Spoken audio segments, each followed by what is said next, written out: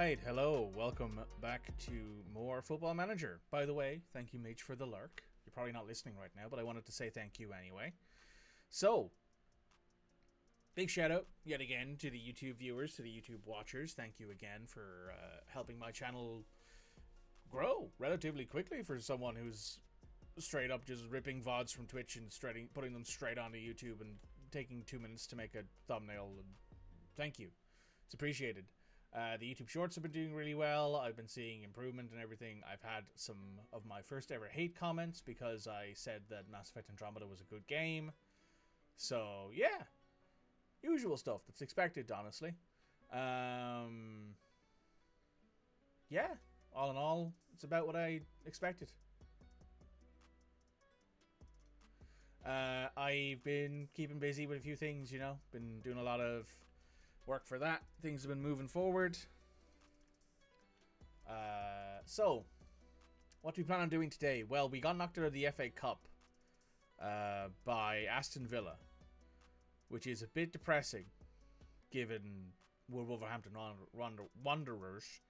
But we did beat FC Porto in the Champions League phase, and that means that we have finished top of the Champions League phase. Unless Barcelona win by 8 goals, we have confirmed our spot top of the Champions League phase. We have the semi-final second leg versus Newcastle in the Carabao Cup semi-final. We have beaten them 3-0 in the first leg, so it's possible that we're going through to the Carabao Cup final. We've already won the Community Shield. We have won the FA Cup prior to this. We've won it once, I think. No, we've won it twice. We won it last year and 2 years ago. So we've, won it 2 of our 5 seasons here, 2 of our 6 seasons here. So all in all, be okay with that. Pretty happy with it. Got knocked out early. Does happen, unfortunately.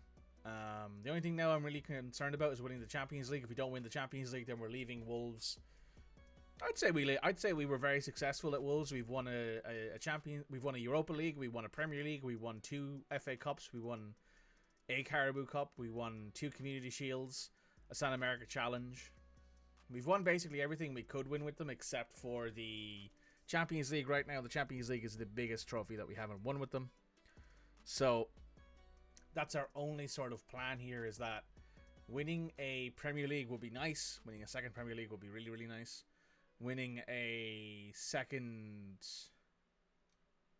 third Carabao Cup will be really nice. But other than that, I think we're good. So yes, we did finish top of the Premier. We did finish top of the Champions League. We qualified first, which is very nice. Very nice indeed. Evan Ferguson with 9 goals in the Champions League. He is top of the goal scorers in that league. Rooney Bargnani is some of the average rating. The clean sheet, the 4 clean sheets of Antonio Trubin is second in the league, behind Jan Sobol of Serbia, who plays for Red Star. Yeah, plays for Red Star in the Serbian league.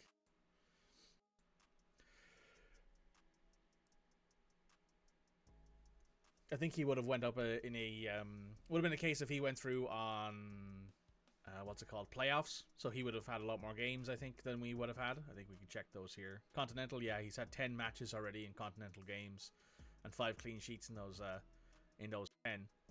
So makes sense. But Dennis Seaman and Antonio Trubin are tied with 4 in second. They'll probably end up.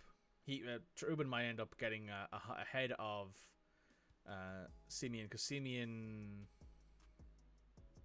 they made it through, I think. Where is it? Stuttgart. Yeah, they're in 13th. So they made it through to the knockouts. So we'll see. We received 1.4 million for the unallocated prize money. Anto played okay in a match there. Oh, sorry, that's right. I wanted to post something to Blue Sky because my Blue Sky keeps blowing up. Over 1,000 followers now.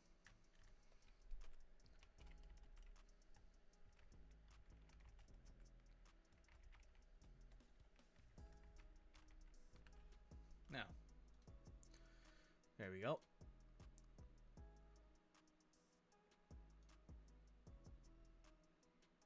Do I want this guy? Not really.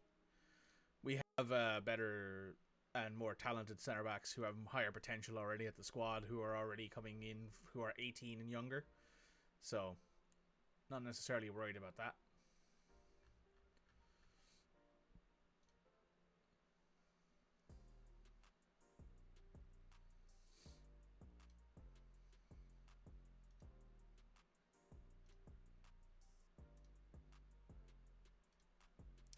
So I hope everyone's had a busy and, well, not busy, but fulfilling start of our week. I have had a very busy morning. I started stream again late. So yeah, that's how that went.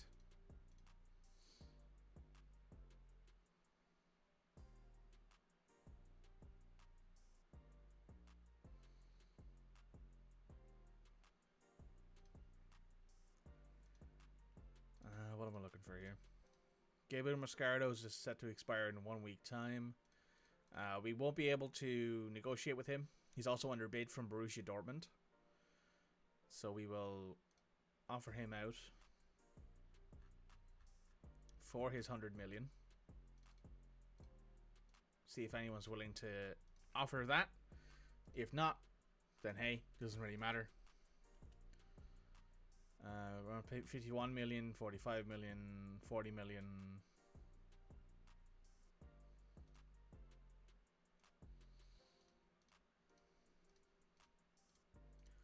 He better take the deal with... all I'm going to say here is that he better take the deal with Borussia Dortmund, because so far 65 million is the most amount of money we've been offered for him. And that's kind of disappointing.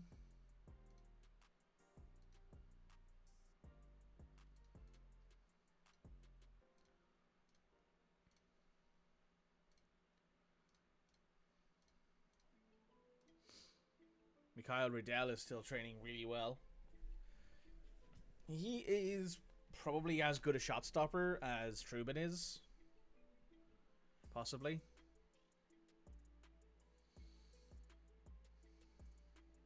Trubin Antoli. Well, he's almost as good, which is kind of impressive given he's 7 years younger. Oh yeah, Trubin also has a promise where if there's a bid of 130 million, he'll be sold. So there are options for him in the not too distant future.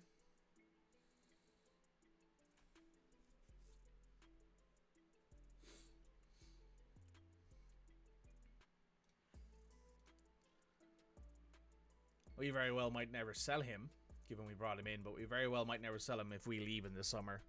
The only player who I'm looking to sell right now is Gabriel Mascardo, largely because he's not happy here, and we don't really need him. We have plenty of options at centre back.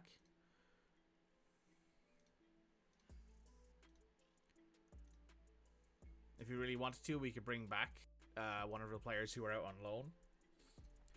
Uras Durak we could bring back. He's out on loan. He can play as a ball-playing defender on defend. He can do a decent job there. He's not slow. He's got decent enough jumping reach. He's not weak. He understands his defensive positioning. He's not incapable of marking or passing or tackling. He's got an okay first touch. He would be okay if we needed to call him back.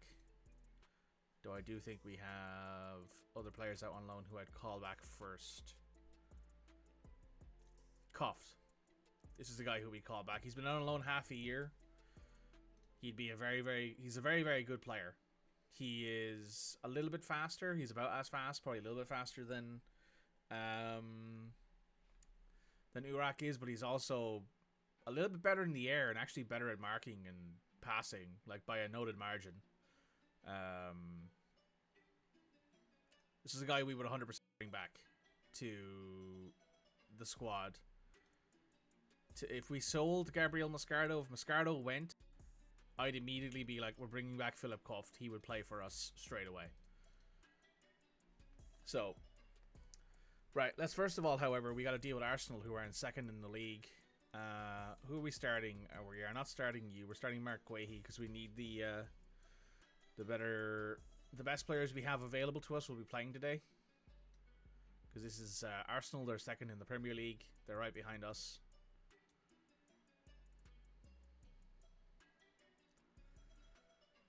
So that means Szymanski, you're coming off. Bargnani, you're playing. We're going to put Riddell on the bench. We're going to put Szymanski on the bench. And we're going to put...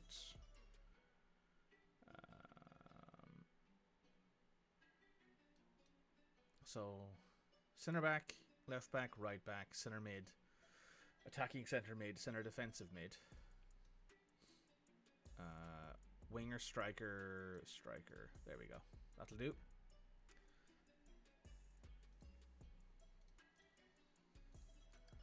Sounds good to me. Let's get out here.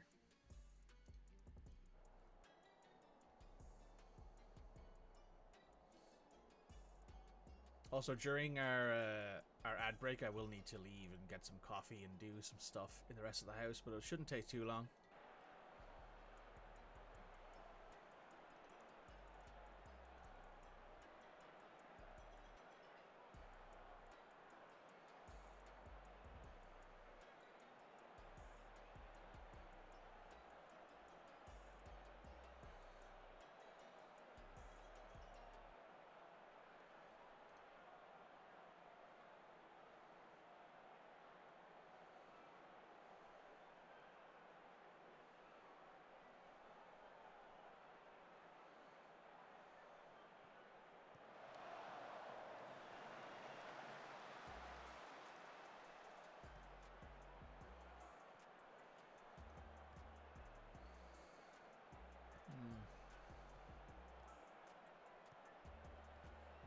Colin's doing a good job spreading out the defense, making space for Shotard in the middle. He finds Wirtz, who finds Rooney out wide. Good pass. He has to go back to Shotard, but there is space. There's space being made.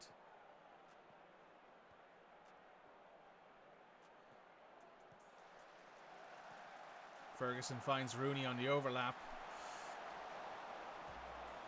Can't get it past Ramsdale. Tight.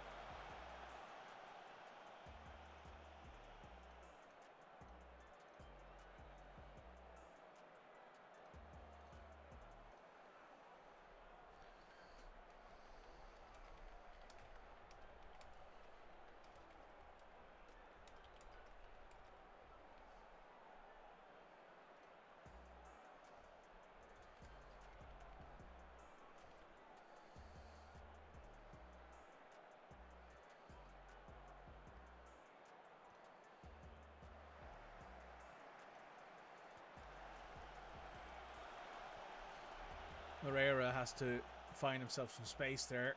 Gabriel to Saliba. Saliba to Saka. Saka finds Odegaard. Odegaard goes to Viper. Nelson Viper puts it in. It's going to count.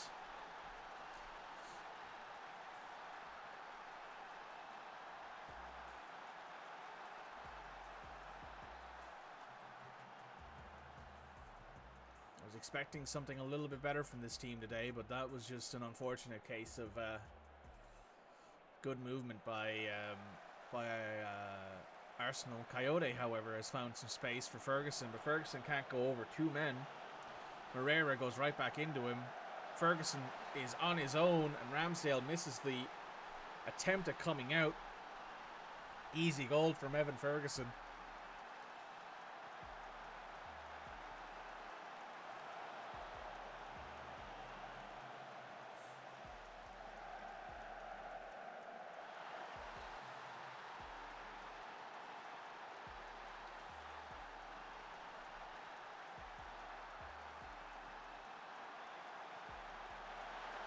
Ryan Nouri scores.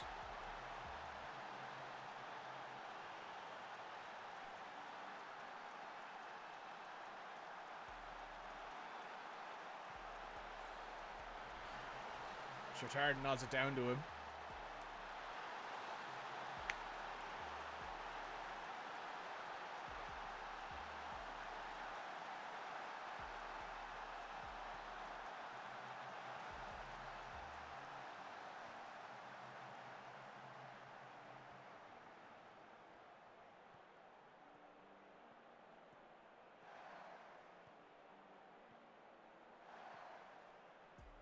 Moreira, Ferguson, Ramsdale makes a big stop.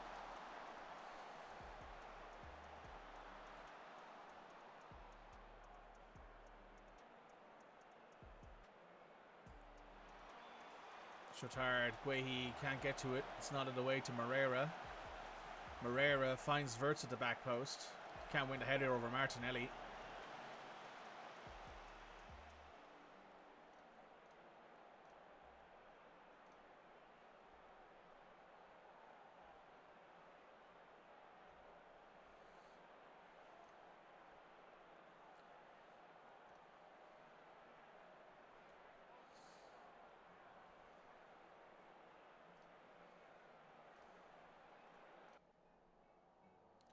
These are going well.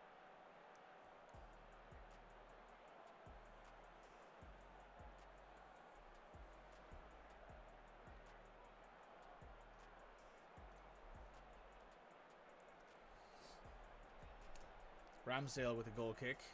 Has to go to Gabriel. Goes to Havertz. Sichenko up to Martinelli. Tries to find Velper, but Collins has it. Collins finds Gallagher. He goes to Shotard. On the yellow Shotard. Guehi to Shotard to Gallagher. Who goes around his defender. Has to go back to Collins to reset. Finds Gallagher again. Back to Collins, who finds Shotard to Gallagher. Opening up space. Rooney attacks. Down the line. Rooney pulls it into Coyote. Tackle, but Rooney's there to pick up the loose ball. He finds Moreira in the middle. And Alfonso Moreira puts it right into the top corner of the net. Not even a chance for Aaron Ramsdale there.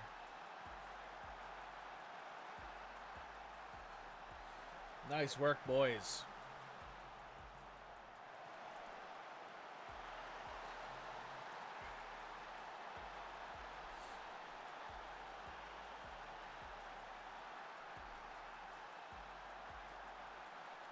They brought on Hendricks, taking off Kieran Tierney.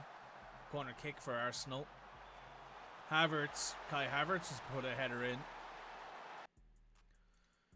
That's some very, very bad set piece taking, honestly.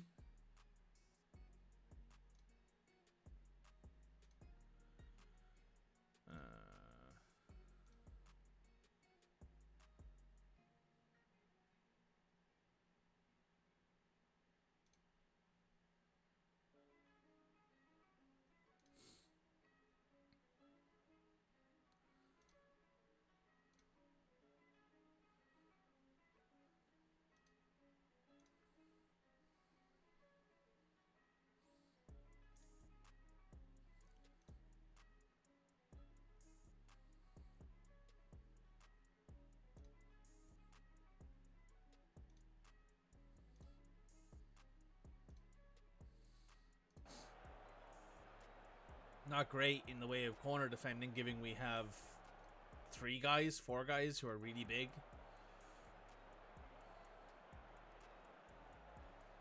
They put that on Trubin entirely, which I don't necessarily agree with, but you know what? If you think that's how that went down, then I'm not going to argue with you too much. We'll take off Florian. We'll take off Shotard.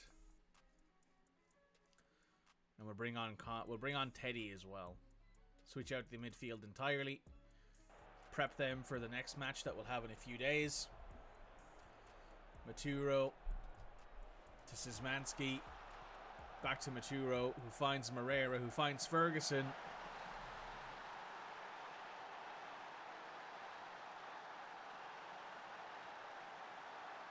I think Ferguson's off. He is. Christ. The amount of goals Ferguson has had that have been offside is actually kind of insane. He probably should have like 30 goals if he was like onside for all of them, maybe more. Still sitting on 24 or 25 goals for the year though. Hard to argue that total, given that we're winning a lot of our games. This is a big 6-pointer too as well, you have to remember. This gives us a 10-point gap on Arsenal at the top of the league with 14 games to go. Well done, lads. Good job.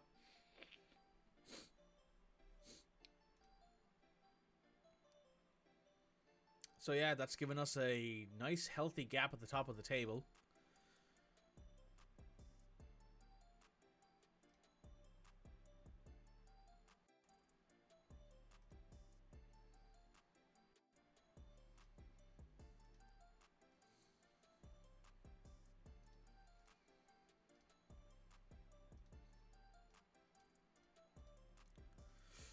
I'll be fine with paying 5 million for Sebastian Szymanski. He has been very good for us for the years we've had him. He has stayed relatively healthy in the time we've had him. He has been an excellent squad player for us.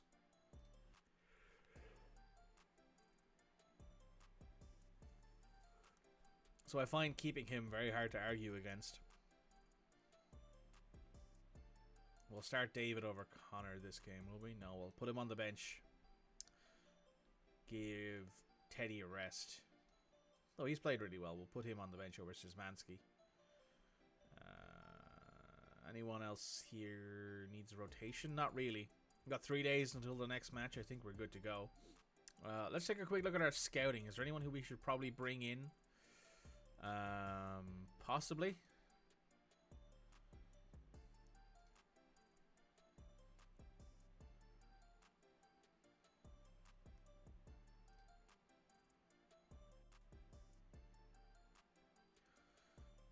Let's go. Guardiol, 101 million would be the biggest deal we've ever made. Would also probably make Nathan Collins unnecessary. Oh yes, that's right. We got to make an offer for this guy.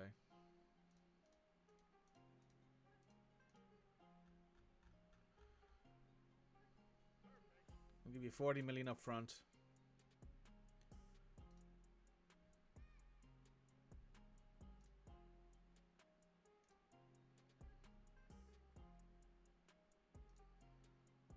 That's 60 million. Yep.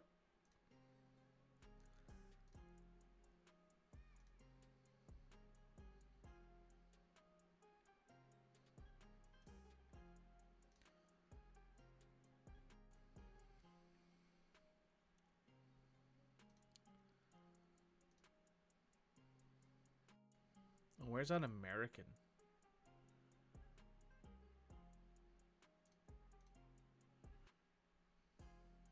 Ah, yes, there's also this winger who's valued at over 100 million.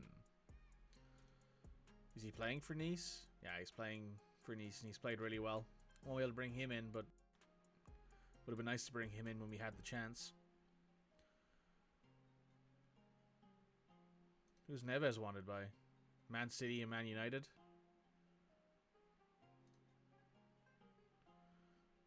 Regular starter. Wants a ton of money. See if we can get that down to 200k.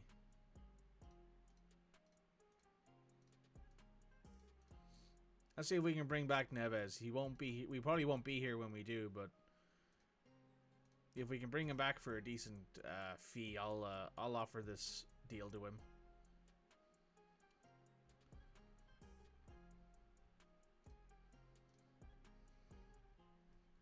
He still plays a lot of games for Portugal. I think he's still playing international games for him in this save. Give him a £0 release clause. No, not release clause. Sorry, a £0 relegation release clause. £0 relegation release clause.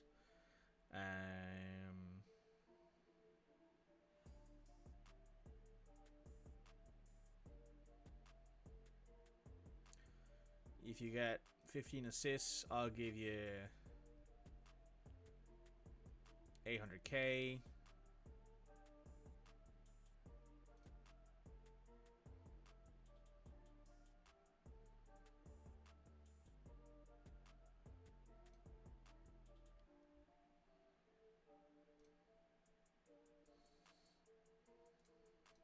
Okay, yeah, couldn't get him.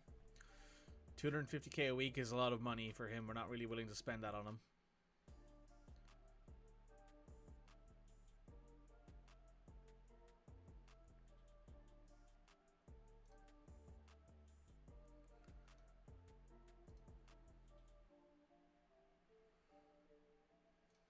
French goalkeeper at Hibernian.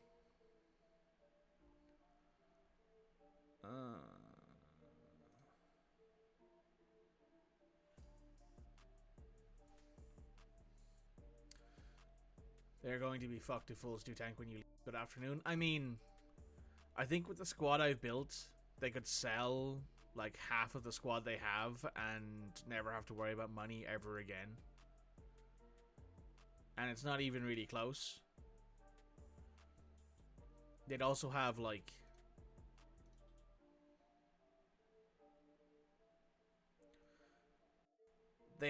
we already have like players coming in who we've confirmed, like Ishiura, Galata, who are in. Well, Galata's not in, but we've made an offer for him. This guy is already in. He'll be joining in 2 years. Well, a year. He's joining next January. Because he's 17 right now. So there are 100% chances that we have here of players who will show up and be incredibly talented and also then be sold on for a lot of money. We are currently sitting in the positive, and we will be even more in the positive after we sell Gabriel Moscardo, who's almost on the way out the door.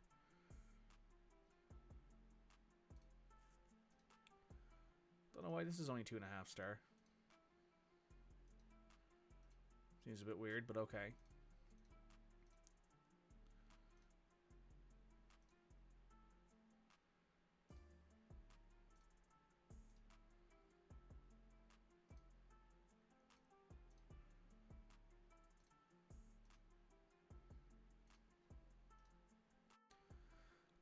Right. Let's take another look at the scouting list again.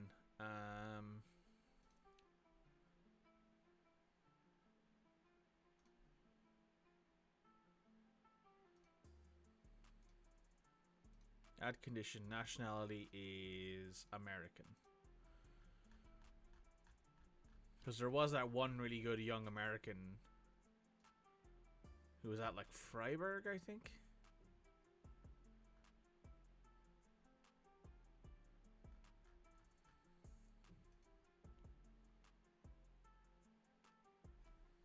Huh. Surprised he's not showing up here. Guy's a gank. He's actually not bad. He's a very stereotypical winger, though.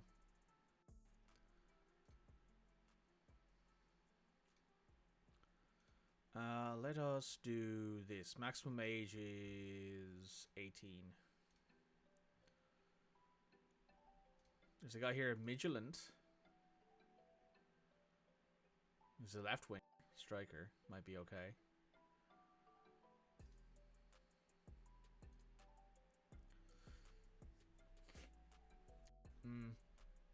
Not really what we're looking for.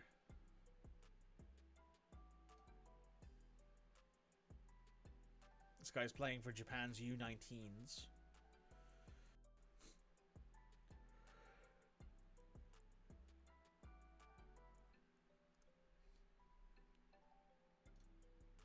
This guy's Chilean. Wanted by Arsenal, Crystal Palace, Leeds, Man United, Newcastle, and Napoli.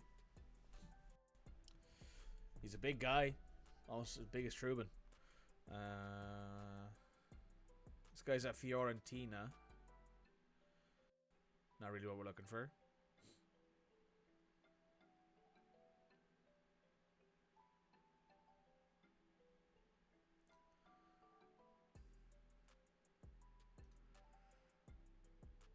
Oh, a natural libero. Would you look at that? However, not particularly good is the problem.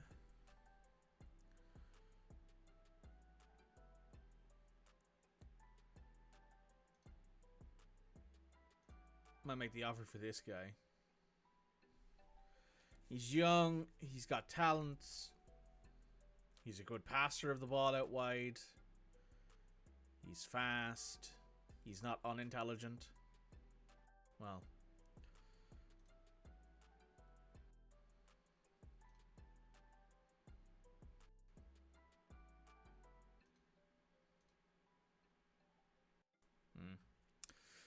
We might see if there's anyone in our recruitment focuses. No. No.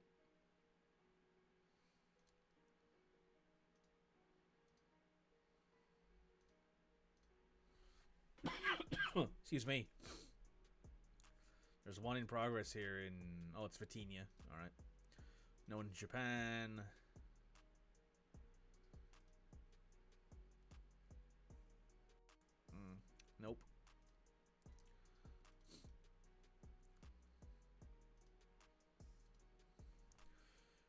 Right, so let's take a look at our quick shortlist here. See who we can grab a hold of. Good players. Yuki, you can no longer be on this list.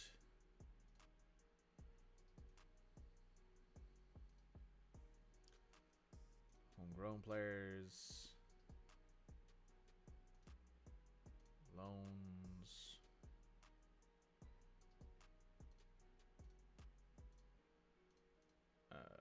Long shots. Let's take a look at long shots. There might be someone in here. Lazarus Margis will not come to us. He has Saudi money.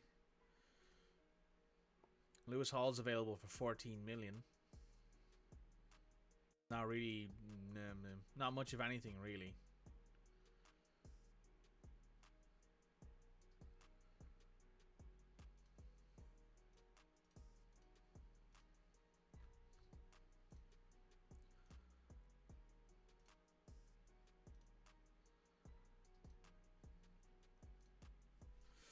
Isn't really much of anything here that I'm looking at going, oh yeah, these guys are incredible and I should make a bid on them to bring in right now. No one really, except for maybe Ricardo Galetta here, who we've made a bid for. Has all the bases of what we need as a central midfielder, an offensively based one anyway. Not much else there that I'm looking at going, oh yeah, this will be a great talent to add. I can't really, I don't know. Here we go. SC Freiburg. Players, senior squad. Peter Terpak, this guy.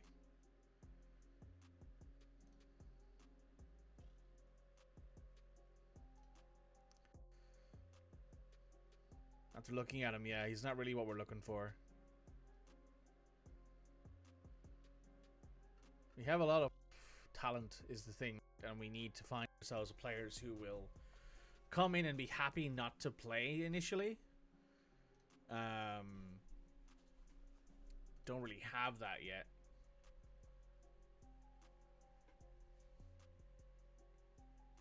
But we'll see. I honestly would like to. I'd like to leave Wolves in a good place where they'll have a lot of young players coming in who are very good. So what I might do is go to Premier Division, go to Championship, go to Season Preview, go to like Coventry. Darren Potter, you're from Scotland. Are you any good? Possibly not. Blackburn. Charlton Evans. You look like you could be okay, actually. Brighton.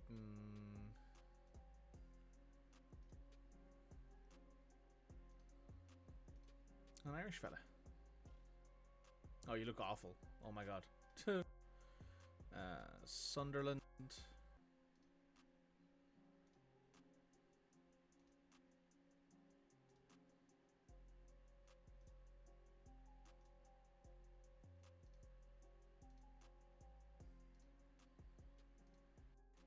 Lots of wingers. There's Youthy McHugh's face.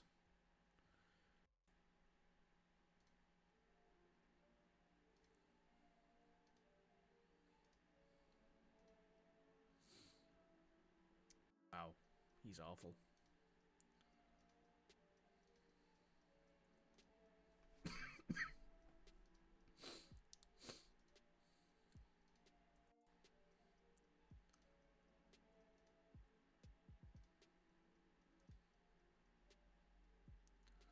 I would like to leave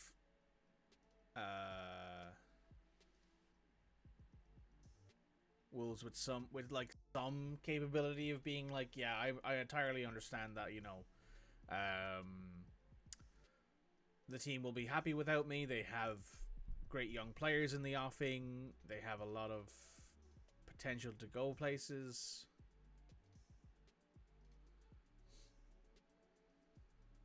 But we'll see.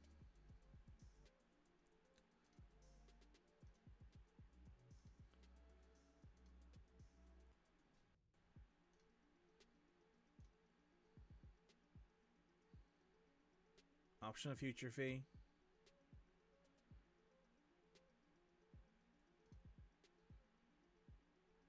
That needs to be a mandatory future fee.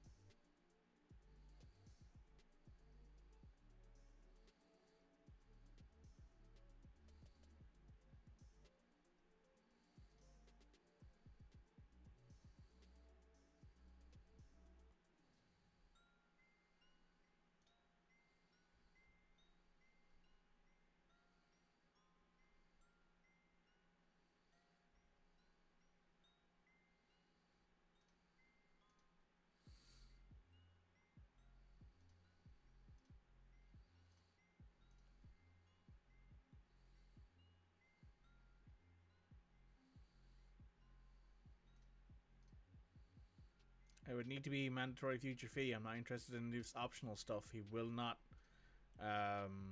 be leaving for an optional future fee.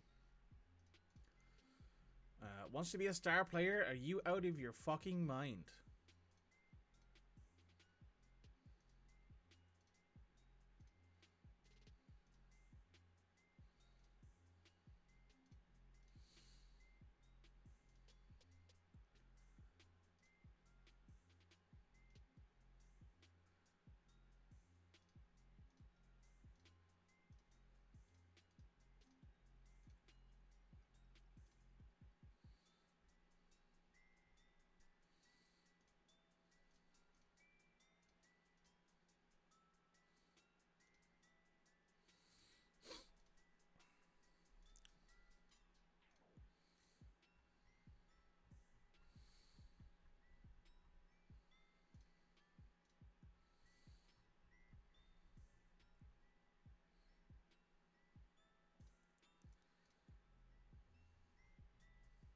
I mean, this is a lot of money to give out to an 18-year-old, but we'll see.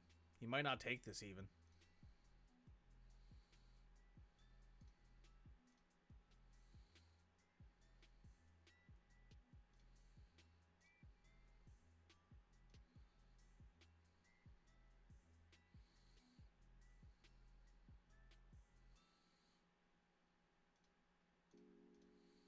That's fine. He'll be a squad player, come in for a little while. He's also a... Oh, Derby have signed Castrovelli from Zaragoza for 1 million.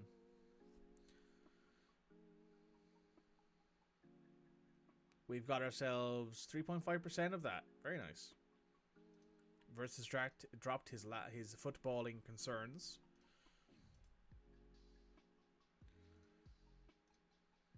Like, this guy I'd love to bring in. The 4.5-star French model citizen who is incredibly consistent. Has a bit of a competitive streak, but that's fine. Competitive streaks I'm okay with.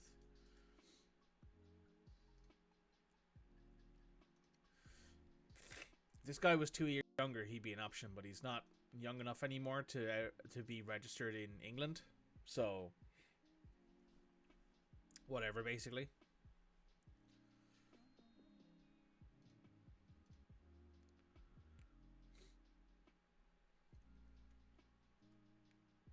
Oh.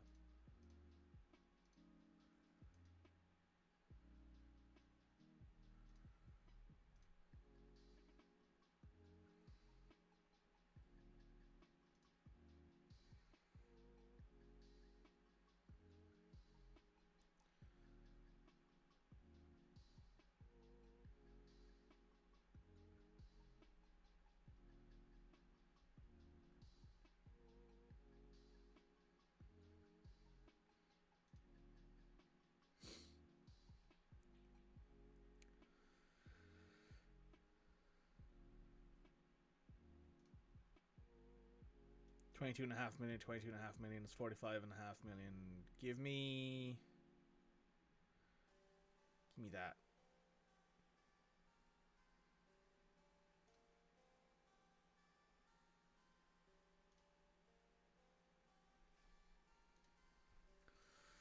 Cringe.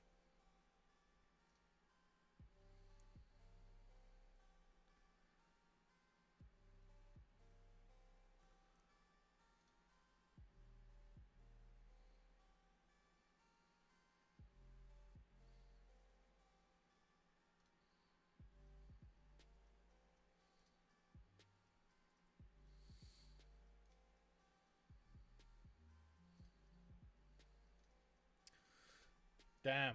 Selling players is so hard in this game. It was so much easier last year and the year before selling players. My goodness.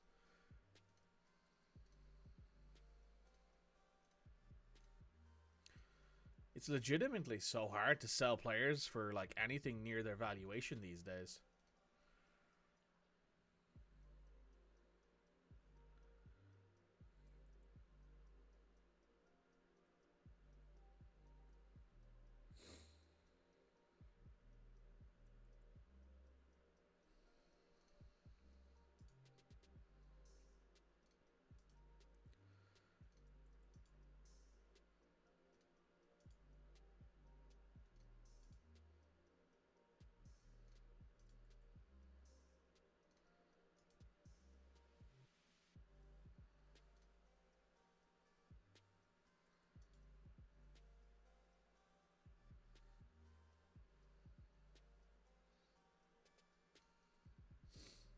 Okay. What we want to do now is... Let's see.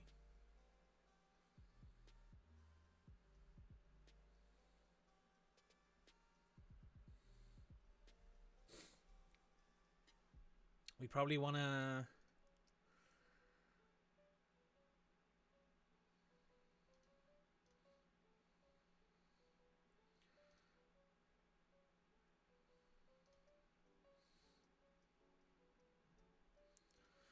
I don't know. I think we'll do the transfer window.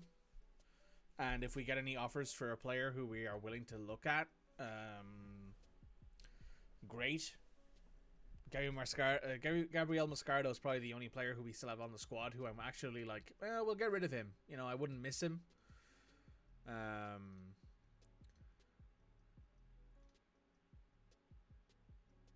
I think at this point, however, I will recall Philip Koft from his loan.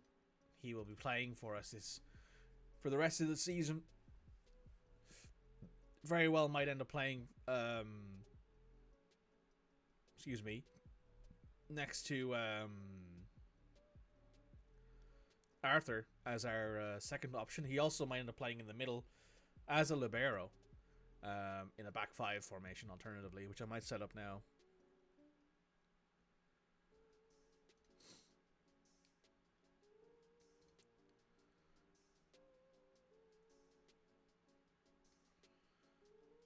Does he like Ipswich? Yeah, he likes Ipswich as a player.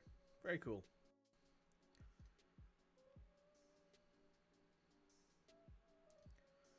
We will take part in the transfer deadline. Where is he?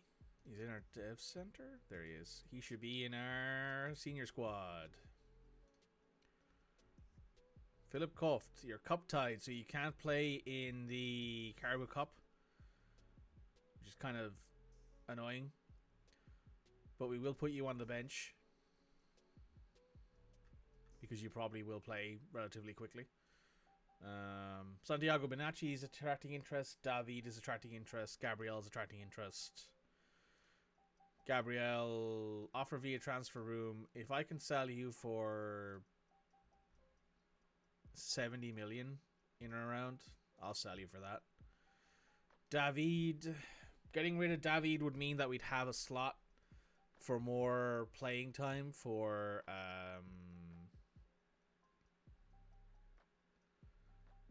Teddy, basically.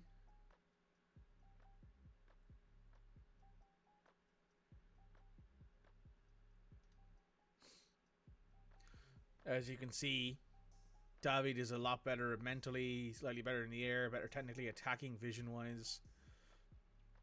Essentially, the only thing Teddy has over David, which is wild to say, is his defensive stats, given Teddy's slightly more valuable. How long does he contract for? He's contracted until 2032, so I probably wouldn't sell him for any less than 80 million. Let's say 90 million. And we'll give that a gentle lock. So it has to be in or around 90 million.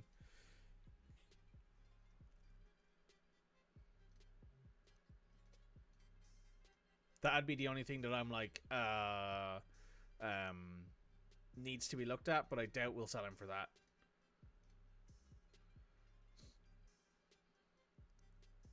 Genk, Chelsea, Man City, Laurent. Genk, what are you looking at here? Yet again, I want a mandatory future fee.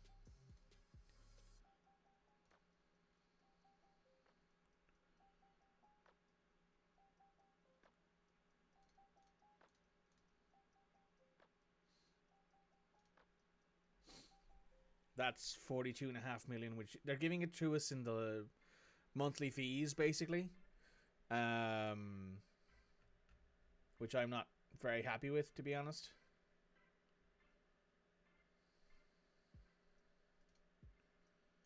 So, like, I'd want that to be the 5 million one, and I want that to be like 3.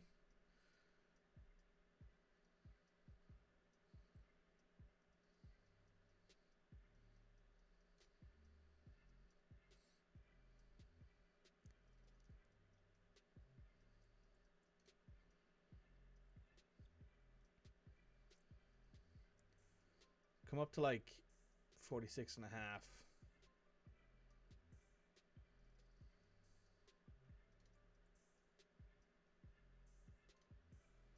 Nope.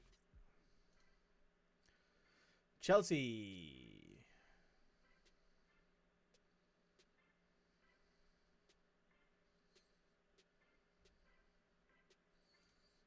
Why don't you just give me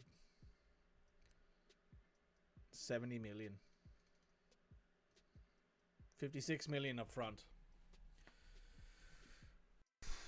Okay. United.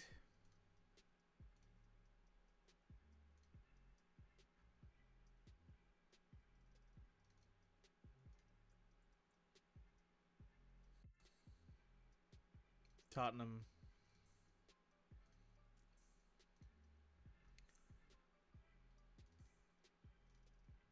No. And Laurent.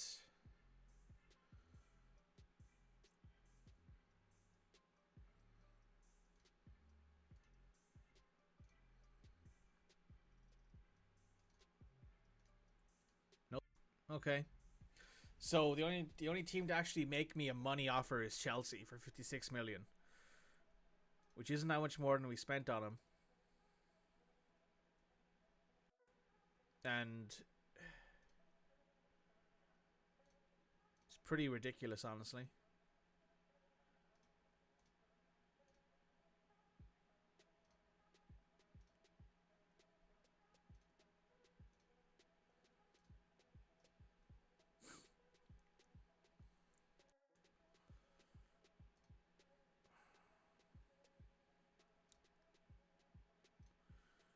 I'll accept that offer. Because we can't seem to fucking sell him to anyone else. Crystal Palace.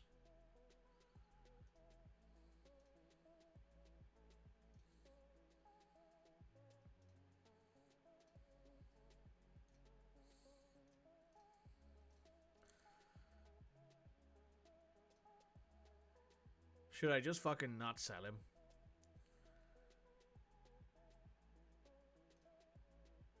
You know what? Fuck it. At this point, the next manager who brings him in can sell him if they want to.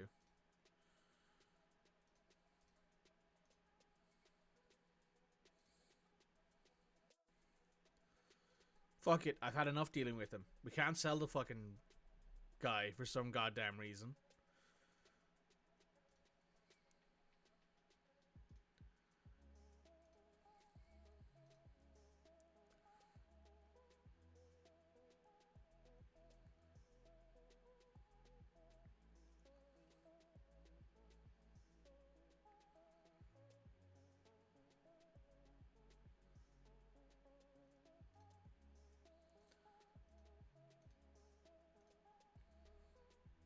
Right, so he thinks 80 million is too much for him.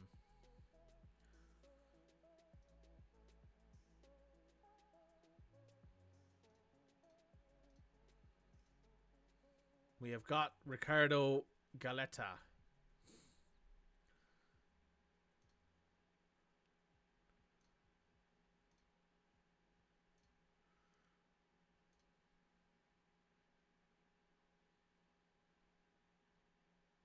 He'll be training as a roaming playmaker with an additional focus on his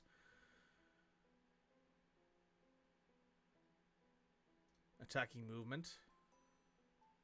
Or his final third, maybe? Compose your decisions, yeah. He'll be on double intensity. Ask Collins to welcome him.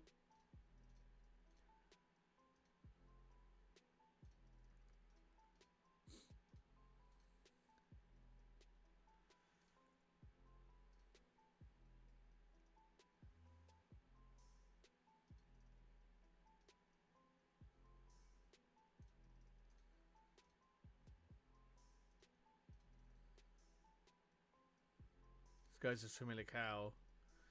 He's 21, he's not good enough.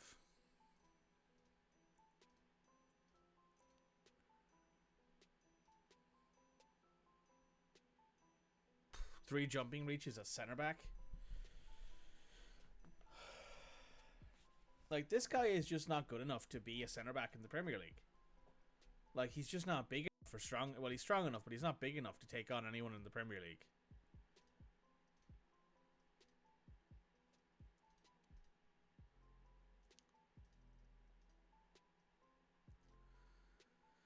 And it's a bit of a shit problem because I'd really like to bring in more players, but like half the time they're just too expensive, or like I just don't want to bring them in because they wouldn't really be much of a help.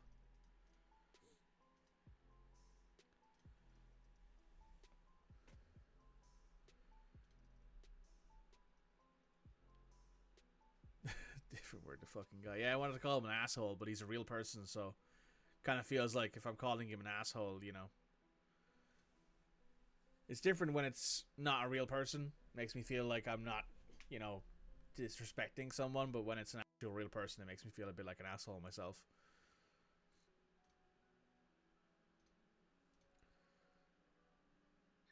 How will this guy deal with Evan Ferguson? I mean, good luck dealing with Evan Ferguson when I'm not here.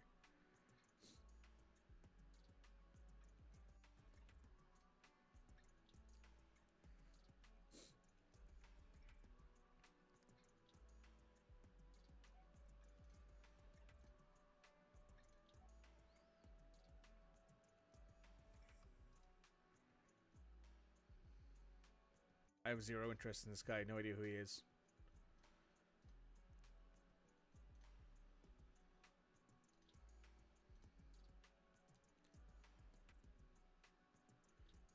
No, I mean, any center backs you bring in? Yeah, that's true. That's very true.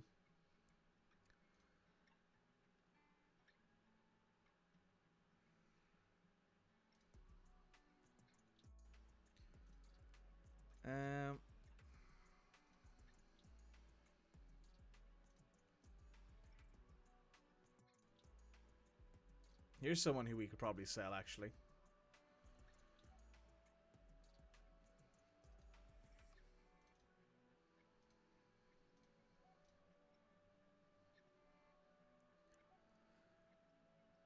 We have enough in the way of winger depth and striker depth that he's not necessarily a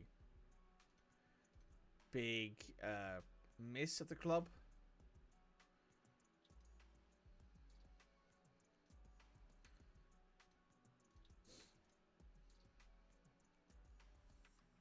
Ruben Neves has gone to Chelsea for free, it looks like.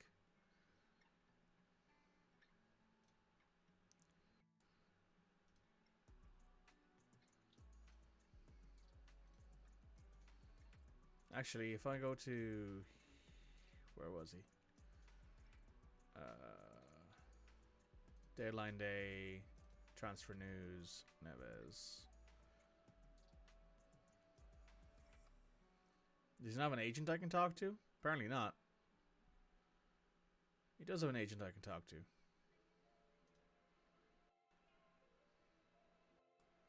Surprised I can't be like, hey, Mr. Agent Man. So Neves will probably go to Chelsea, it looks like. It's a bit of an upsetting thing. I would have liked to bring him into Wolves for our last hoorah, but it's fine.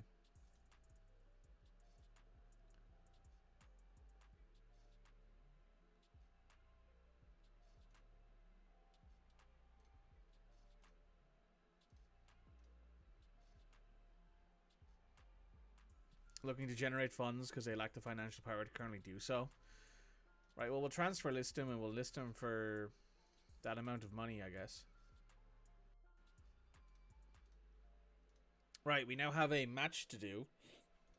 Second leg of the Carabao Cup. Philip Koft is cup tied. He's also played like yesterday, so... Bunch of clubs want Philip Koft on loan. We have no interest in selling him. We'll make you available for our U21 squad because you won't probably play as much for our senior squad. Don't know what kind of drugs you're on. How long is your contract again? 2033, which I think is 4 years from now. Probably end up lowering his playing time before I leave to like impact sub. I don't know what he meant. I don't know what drugs he was thinking when he was asking to be a star player at this team.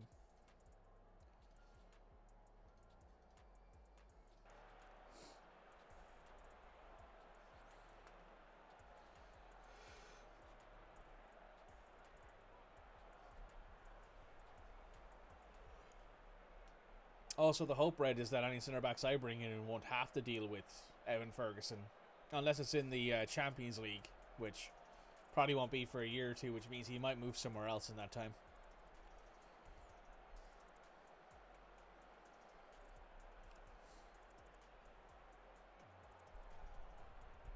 That'd be the hope, is that we would never have to deal with Evan Ferguson again once we leave the club.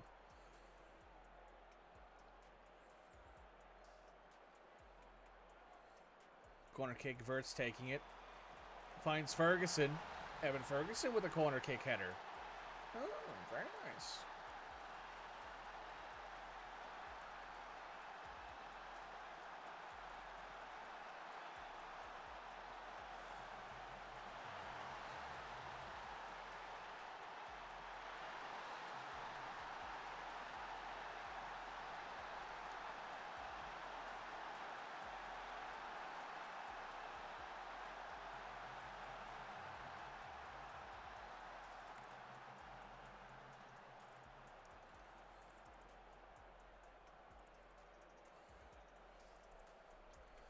Very good.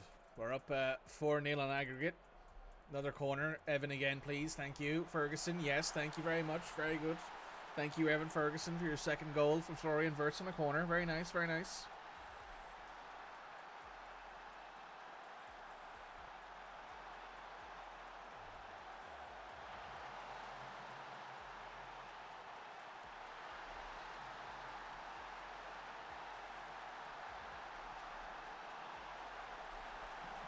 Evan with the back-to-back headers. Very nice, very nice.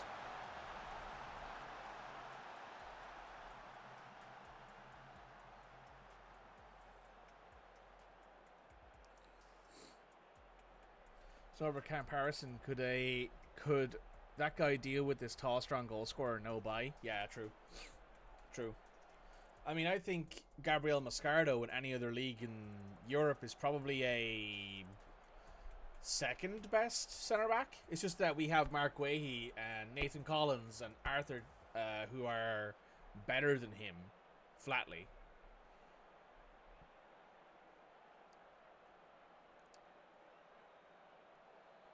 But honestly, at this point, I'm kind of giving up on trying to sell players in this system, because it's just not a thing we can do, apparently.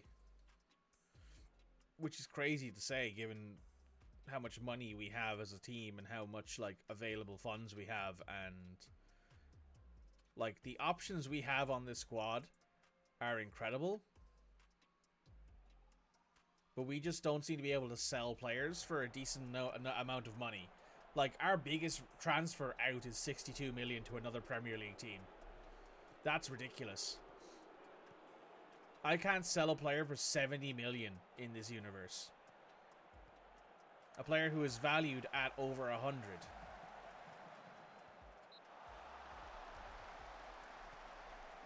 And that just annoys me. I don't know what it is. But something about this year's Football Manager is like, I have all these players who are incredible talents, like Gabriel Mascardo, like Antonelli Trubin, who tell me they want like 100 million plus to sell them, but then I never get those offers for some reason. I mean, would I sell Trubin for 130 million? There's not many players I wouldn't sell for 130 million. Hell, there was rumors that Evan Ferguson might leave the club for like 105 million, and I was like, no way, I want 150. He's that good.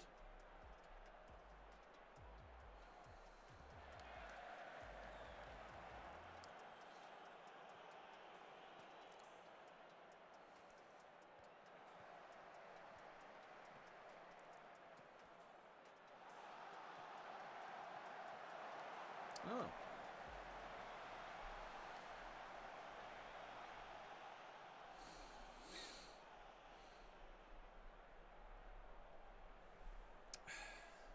Two 2-0 win.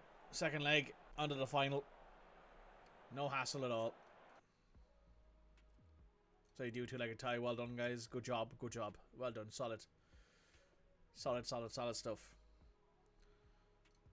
We're in the Carabao Cup final. Against who?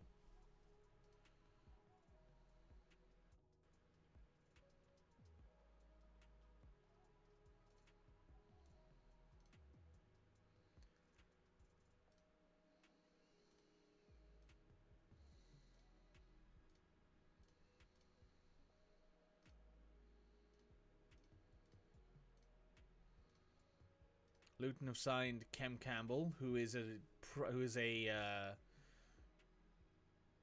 former player of ours. We got 147k for that. He's going nowhere. End of discussion. I have essentially had players in this team who I should have been able to sell for 40, 50, 60 million, who I couldn't sell for anything more than like a loan deal with a optional release clause or an optional transfer. And even those players I could barely sell. Like, there are just so few options for selling players in this game that I feel like they've almost pushed you towards using intermediaries. But, like, I just don't know anymore. It annoys me at this point, and I'm like, I'm kind of sick of it.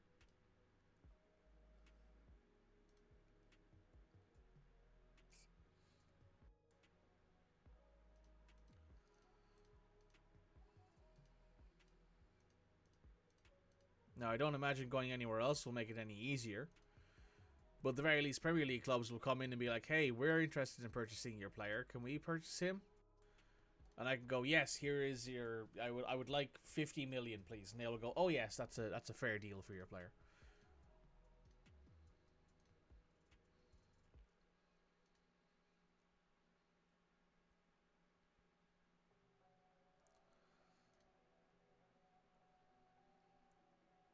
And yet we had three of the biggest deals this January window with Ricardo Galata, Jean Martin, and Francisco Trincao.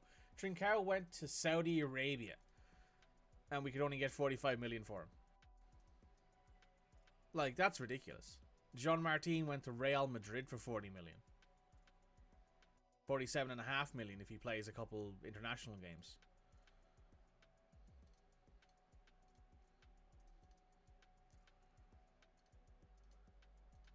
Like, I don't know.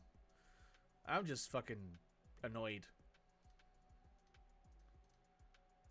Financially, we're doing okay. Like, 1 or 2 player sales and we're all in the gold.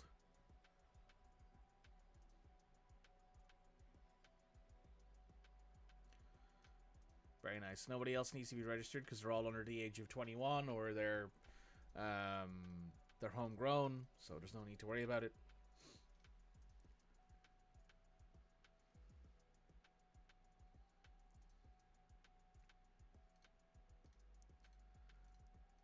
So that's our last Premier League transfer window, at least with Wolves.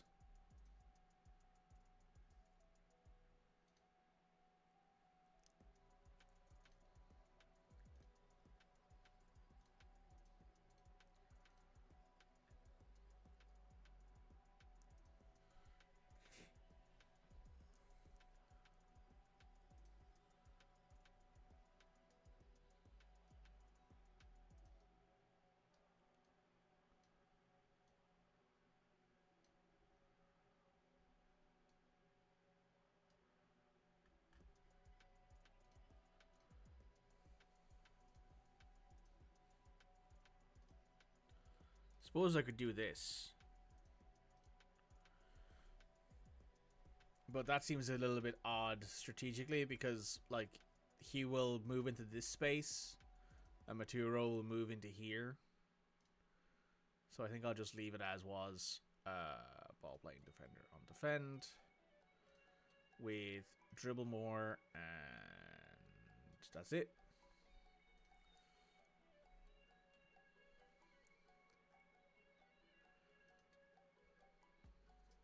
Like, I don't know.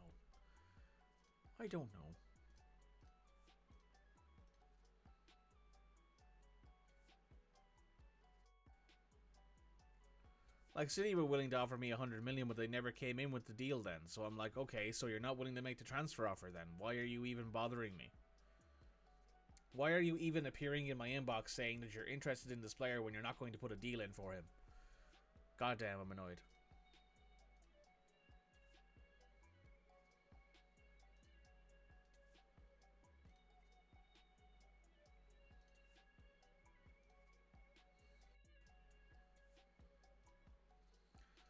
Okay, you're not willing to pay the transfer fee for him, then you can leave. I mean, it seems to be more and more of a thing these days where it's like, oh yeah, we want to bring you in on a fucking, what's it called, optional transfer fee. And I'm like, no, I don't want you to be on an optional transfer fee. I want you to go now for money. I'm annoyed. I'm angry.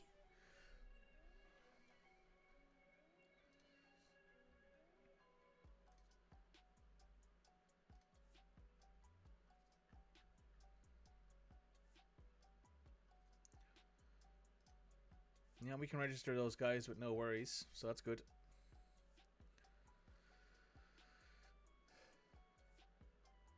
It's okay, you missed the ads, go get a coffee. Maybe. Big mad Mikey, and mad at FM for not being able to sell players for money. Wah. God damn it.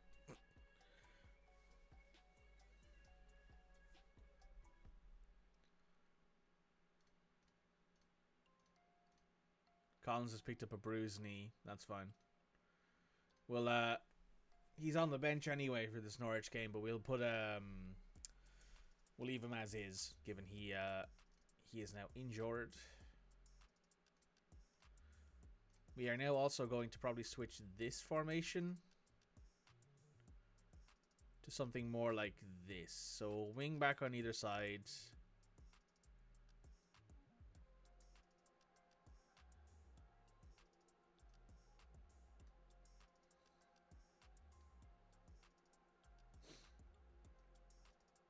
Mkhitaryan drops into the middle as the libero.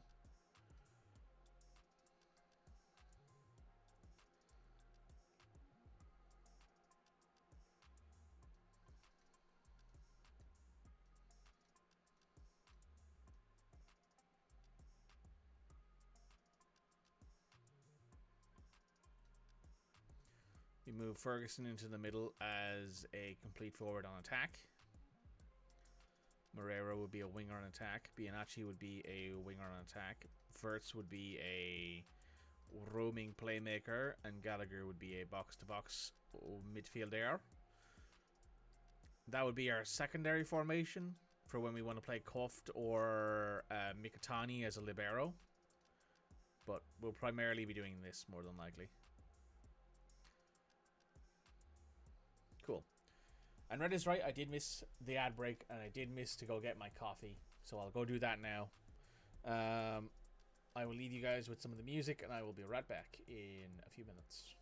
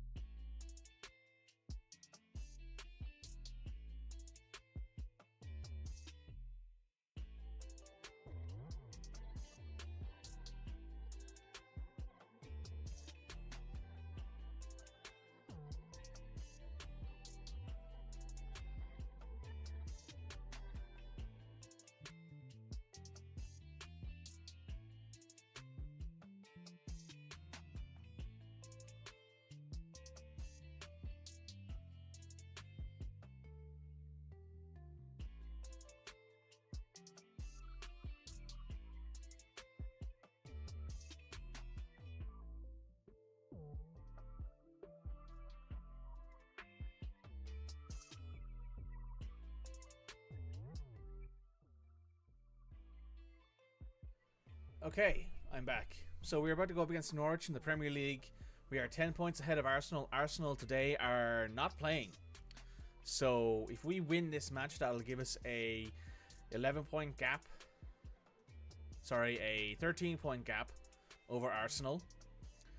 Which Arsenal would need to meet us on, basically. Arsenal would need to actually be like, hey, we need to win basically a bunch of matches to get to the point where we can take you on again.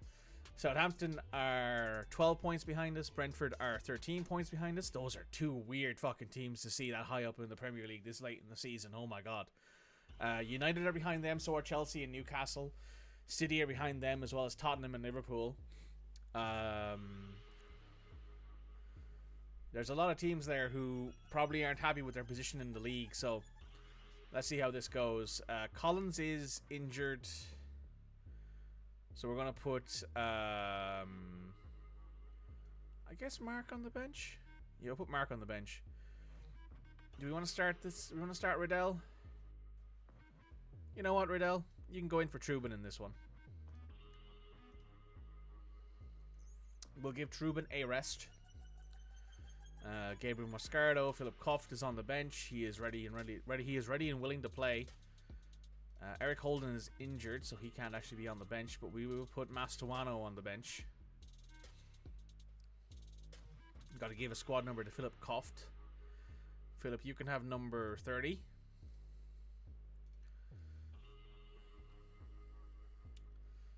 I have a fresh cup of Joe. Much better.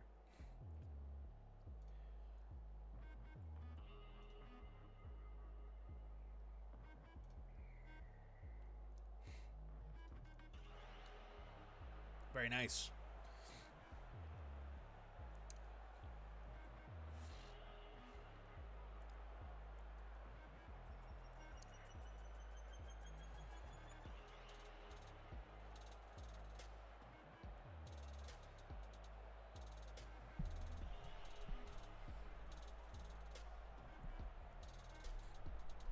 So we are currently hitting the...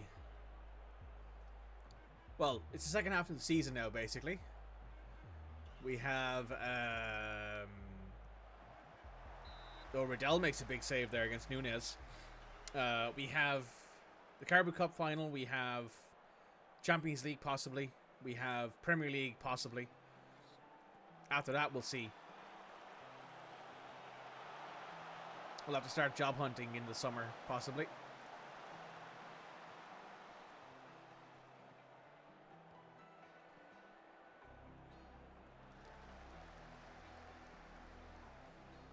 Throw in for Wolves.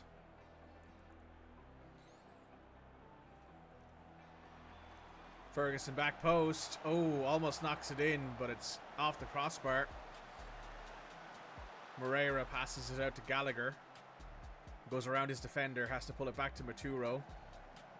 Maturo finds Florian. Goes all the way back to Gabby Mascardo.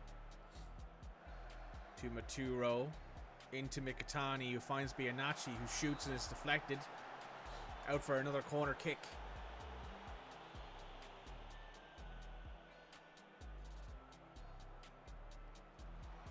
Ferguson back post. Inaki claims it out the air.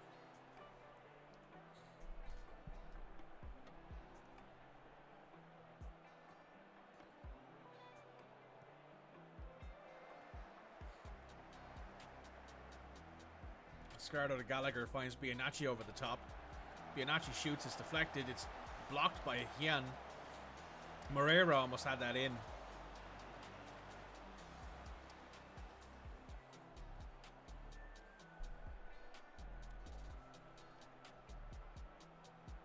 Ugh.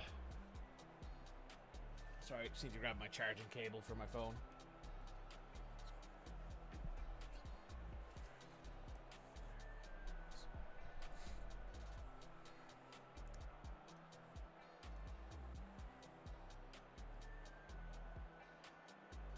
Right, we're 46 minutes in here.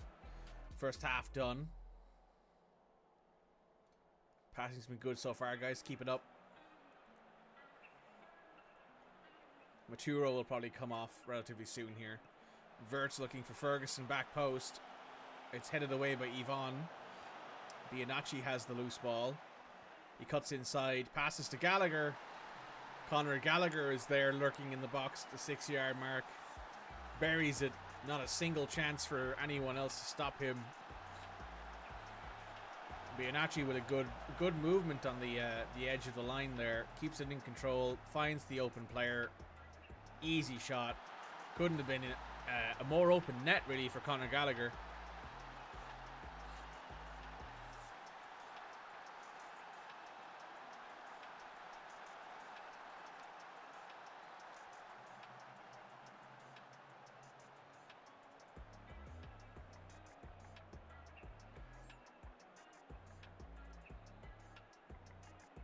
Right, we're going to make some subs here. Ferguson off for Mastuano. Rooney on for Alfonso. We'll swip these two around. Teddy on for David on for Florian Wirtz.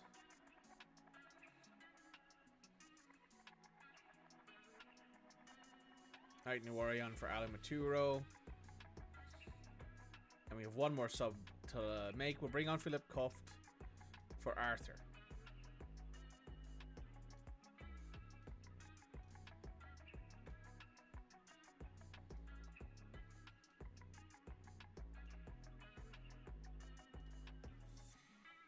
There we go.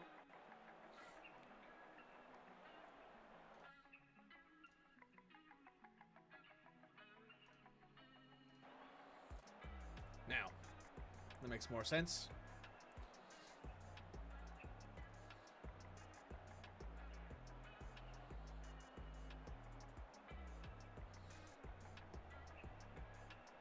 Currently sitting on 61 points in the Prem.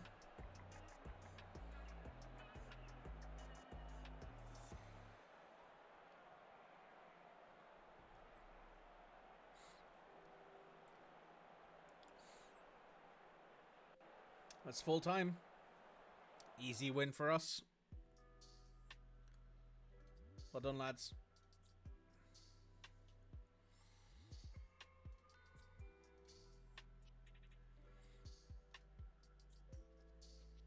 Puts us 13 points ahead of Arsenal.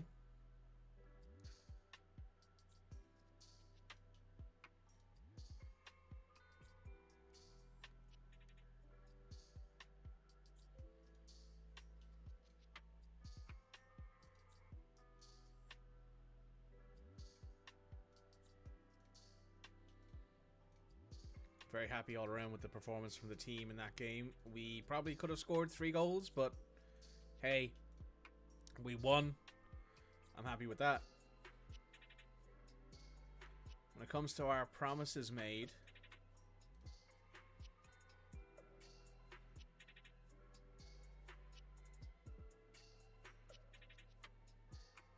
everyone's happy with the loan move, with the dropping for the sell.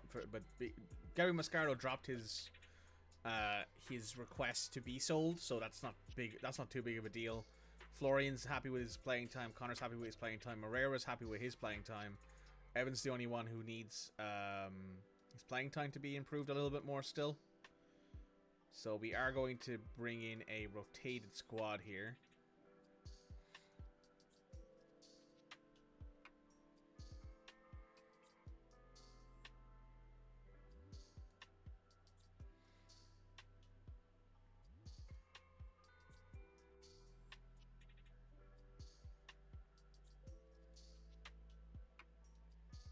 I'll put Szymanski on the bench just to give a full evening off for Florian. Though it looks like we have some time between now and our next match. We have how many days? We have 7 days. We have a full week off now.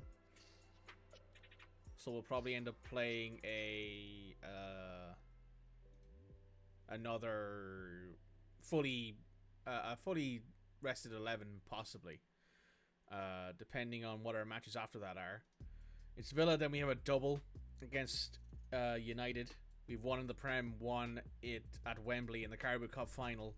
And then we have Bristol away. So So we have Aston Villa away. We have Man United at home. Man United at Wembley. Bristol City away. And then the unknown then we have our round of 16 will come through at the end of this month, probably halfway through this month. We'll know what we're playing there. And then we have Brentford, Burnley. We have a relatively easy end to our season, except for one match. That match is Man City, which is the final match of the year. My hope is that that's not the match that will dictate our winning of the Premier League. I think we'll probably maybe we'll have a set and good to go by that point. So now we've brought in our new U18s manager. Very happy with that. He's an incredible coach, honestly. Very, very good working with youngsters. Great motivation. He's resolute. He's got everything that we need. He was the manager of Hoffenheim for a year, but then he got let go. Has been all over the place. Career stats. Played at Hoffenheim for a long time. Milestone-wise, he was relegated with Hoffenheim. Was at Austria for a little bit.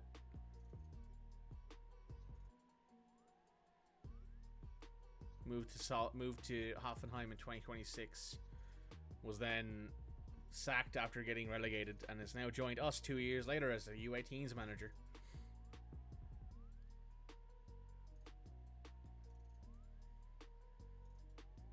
Personally, I think it's very hard to argue with that improvement.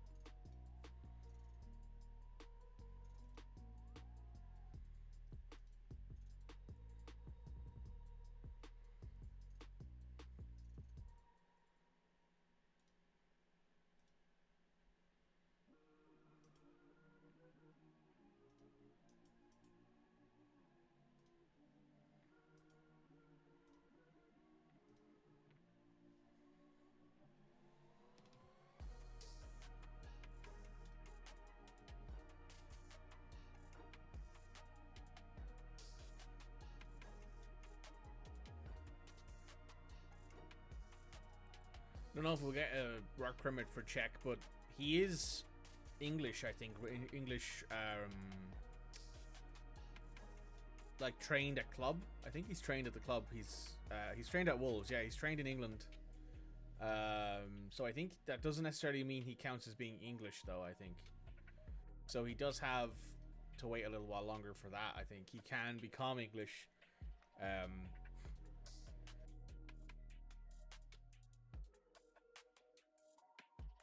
Excuse me. He can become English in like a year because we signed him in the first year, so he could actually just pick up an English citizenship if he wanted to.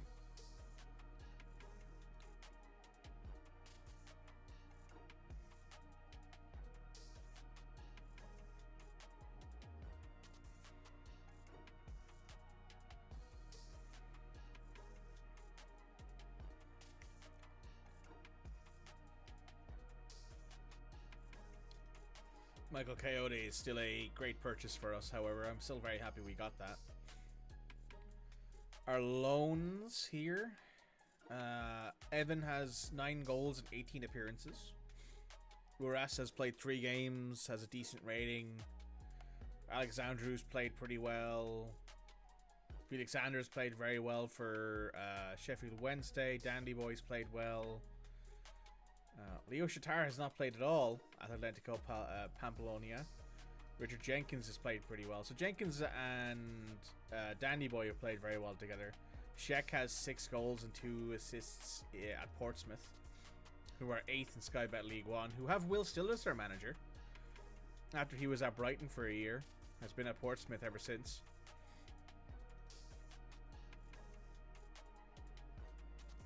Truman has picked up a sports hernia. He's out for 4 to 5 weeks. Good thing we have a backup keeper who is registered in every single thing we're playing in. So Truman is not out for the rest of the season.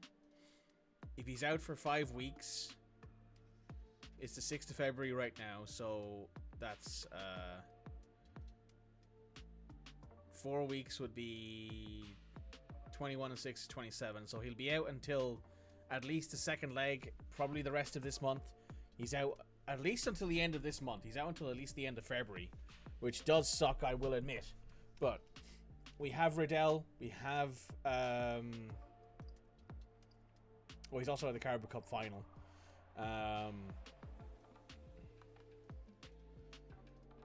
Which is going to suck. It means that we're going to have to play Riddell as our starting keeper for basically the next month, maybe a little bit longer. He's played okay. To give Riddell credit, Mikel Riddell has played really well in the games we've had him in. It's not been a case of we've not had any... Oh, Evan Ferguson's also injured. Oh, he's just pulled a muscle. He's fine. He's pulled a pec. He's out for a couple days. He'll be fit and ready for the match against Aston Villa. If not, he'll be ready for the Premier League match against Manchester United.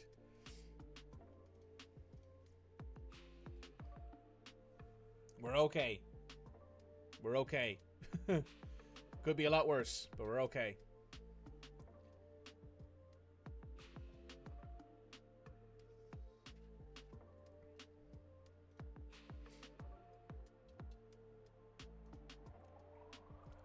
You know what? For 14 million, why not? He's 17. He's not interested in signing with us. Fuck. Ah, well.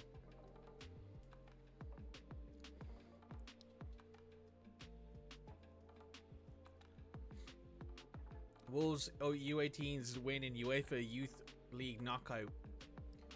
Carrick Meacham, Dave Naismith, Sergio Cuevas, Yusuf Adeboyanga played really well. Lots of good players there.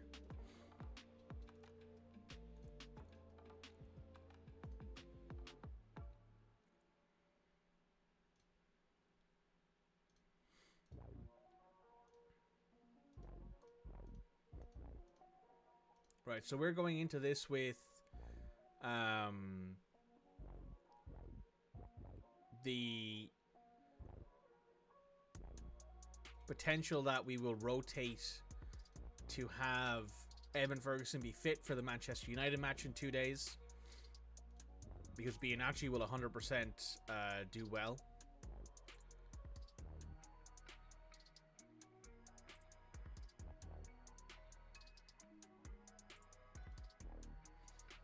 So Ferguson's still a little hurt, so we'll start Bianacci up top.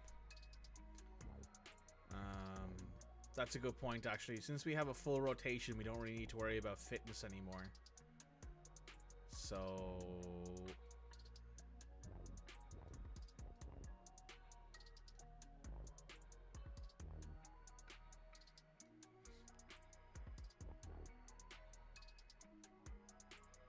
Nathan needs the sharpness, as does Alan Maturo, but we're not worried about Alan Maturo's sharpness. He can come in at halftime. Banda off for Michael Coyote. Alright, Riddell. The 20-year-old media wonder kid, media handling, unflappable personality of a model citizen. Either-footed goalkeeper, good positioning, good one-on-ones, good reflexes, good kicking, good aerial reach. His major problem is his lack of communication and area and command of area.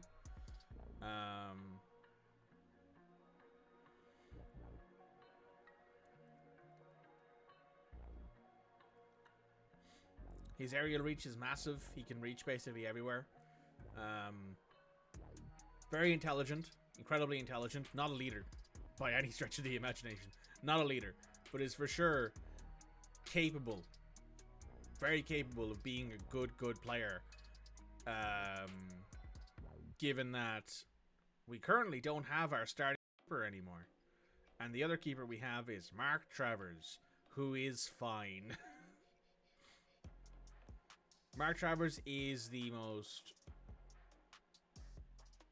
replacement level backup you've ever seen in the Premier League. He likes big matches though, which is convenient, to give him credit. He does like big matches, which for sure helps.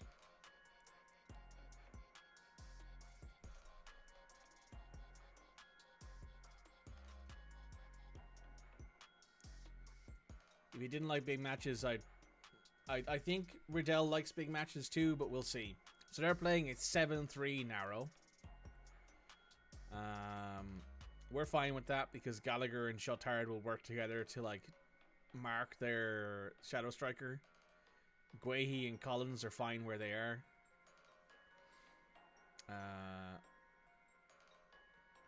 Bianacci's up top. Ferguson is still recovering from his injury, but he can at the very least be on the bench.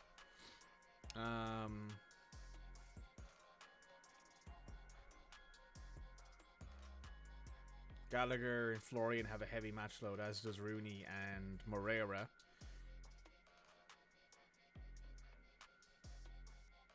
Half tempted to start David and Szymanski. But we want to win this match, and if we are winning early, I will sub on players to help out a lot.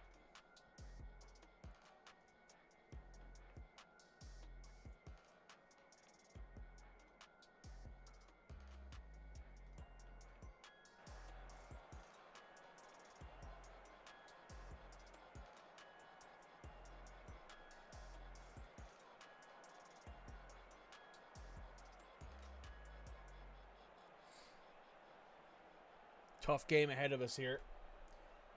Big rivalry game. Wolves Villa. Villa are sitting in 14th with half the point total of Wolverhampton Wanderers.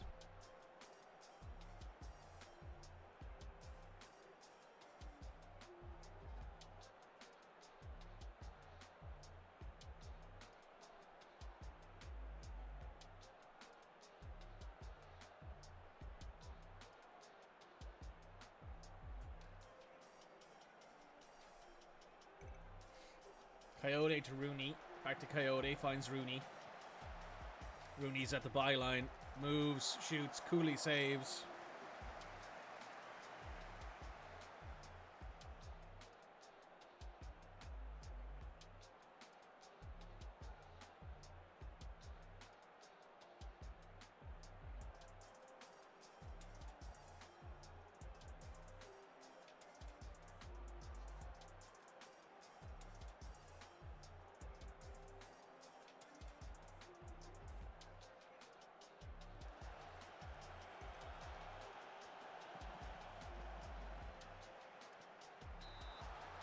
Ooh, Cooley with another big save. Emi Martinez is in the net for Aston Villa for the first time in like yonks.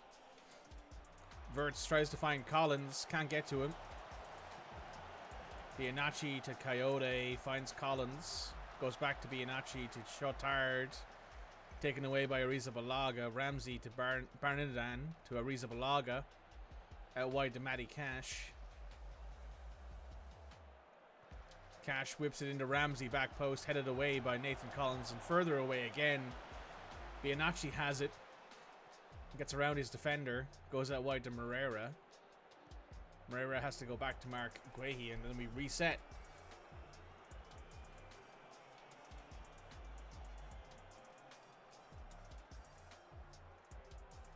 That's the end of the first half. Been the better team here, guys.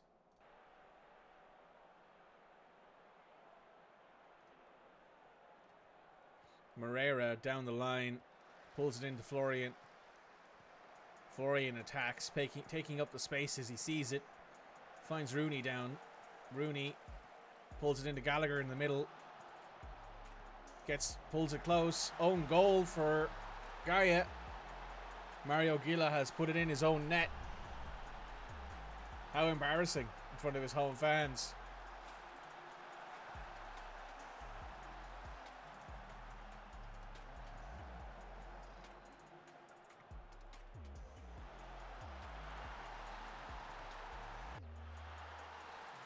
Very nice.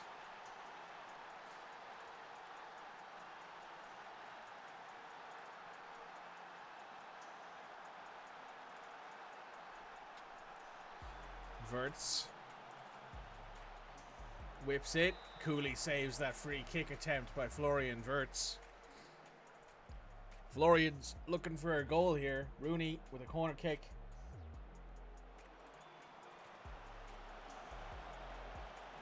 Headed in the right direction this time by Gila.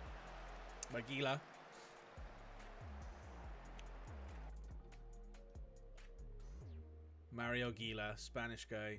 Yeah, I mean, looks okay, all things considered. He's a leader. Who is this guy they have in net? Oh, it's a 21-year-old youth player who actually has decent reflexes.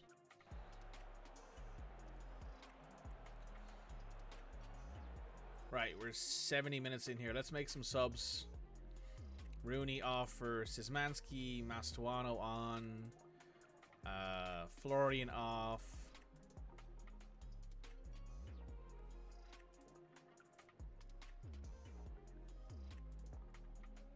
Arthur on for Mark.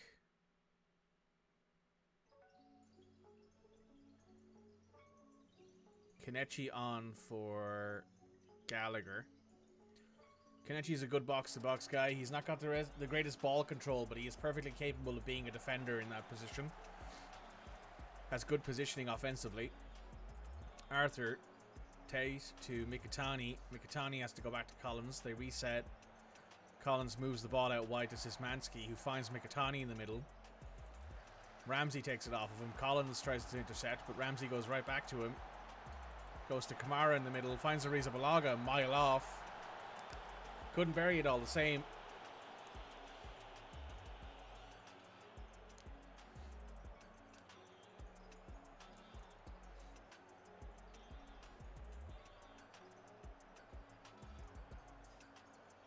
They brought on Ollie Watkins at this point. Zach Cooley's doing really well in their net. They may have found a really good replacement for Emi Martinez, it looks like. A 1-0 win. Good win, lads. Solid win. We could have played a lot better. We could have played a lot worse. We could have lost. Personally, I'm happy with every win we get. Even if they're necessarily tight wins, a win is a win is a win. We have now 10 unbeaten.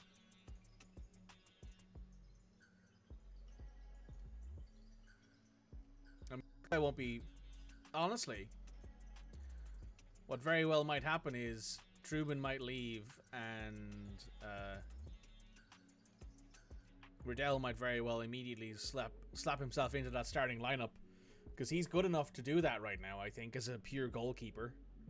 He's not much of a sweeper. He's not got great acceleration or great movement, but he's perfectly capable of being a stopper.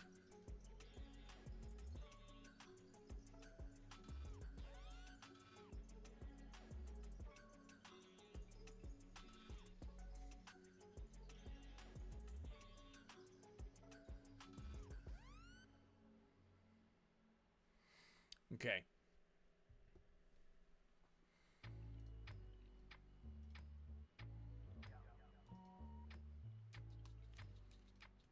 Cool. We got Manchester United now.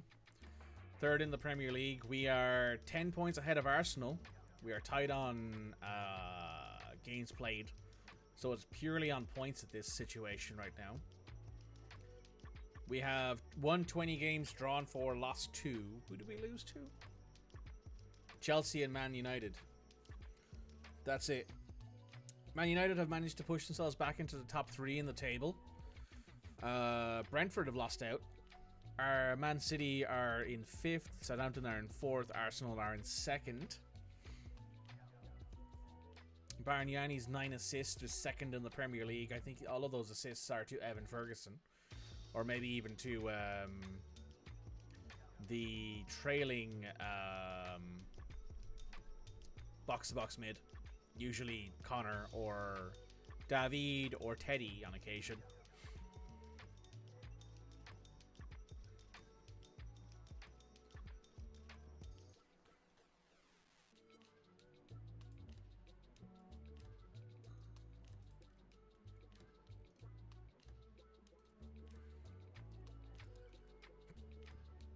Right.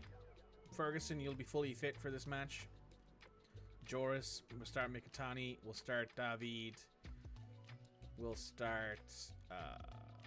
yeah. I think we're happy with that. Teddy, you'll go on the bench for Lewis.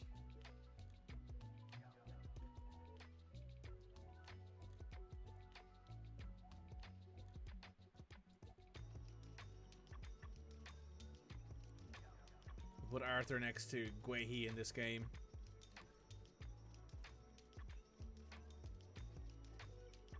We will switch their positions, though, as Guehi is naturally a right-footed player who can use his left foot, while Arthur is a left-footed centre-back, so we should be playing him that way.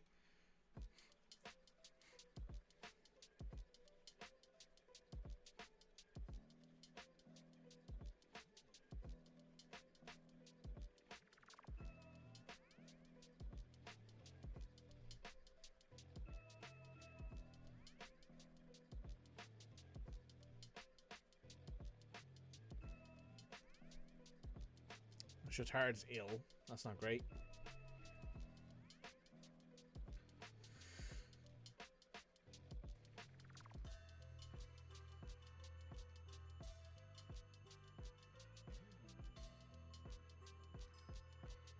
He's picked up a virus. We gotta send him on home.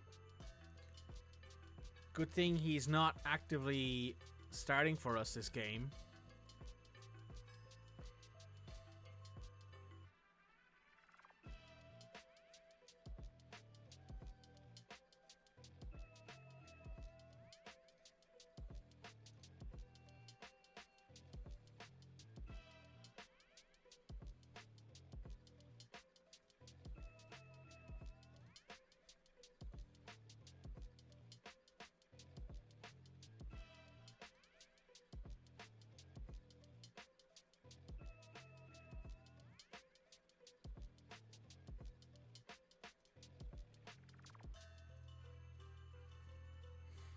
I mean, he's just not good enough to play for us right now. I don't know what he was thinking when he was like, oh, I want to be a squad player. You are not good enough to be a squad player on the squad right now. I signed him largely because we might be able to flip him in a year or two for like 70 million, 80 million. But see, this is what I mean. 106 million for Ferguson is quite small for a player of his talent. Like, I would consider that a low ball deal. And I know that's probably like maybe a little bit out there, but you got to remember, in this universe, Evan Ferguson's won a Ballon d'Or. He is Ireland's leading goal scorer by a margin. He has scored 46 goals in a year total. He has 10 goals in 17 games in the Premier League this year. He has 26 goals in all comps. He has where am I looking for it? He has 47 goals and 55 international appearances for Ireland, obviously. But hey, it's Ireland. He's doing an incredible job for Ireland. And he's kind of still growing in certain ways. Because he's 24 and he hasn't quite hit his peak yet. He hasn't hit like that super high level talent. I think he's probably one of the best players in the world, for sure. But he still has a little bit of growth probably left in him, even at this point. His technicals have never been incredible, but his intelligence and his physicals by far make up for that. Alright, Nawar needs to come off. He is not going to get through this whole match for sure. Everybody else, however, for sure is ready to go. And he's not the only player on this team scoring like 10, 15 goals a year. Rooney Bargnani's been scoring 15 goals a year for us every year we brought him in. Alfonso Moreira has scored multiple 10-goal seasons for us. Like, we have a lot of scoring talent on this squad. Florian Wirtz has scored 10, 15 goals for us. You know, we have options. It's just, it seems a bit undersold that PSG is like, oh yeah, we'll give you 106 million for one of the best players on the planet, when Anthony cost 100 million. Now, mind you, that is United, but still, it needs to be noted that if Anthony's 100 million, then Ferguson in this universe is 200.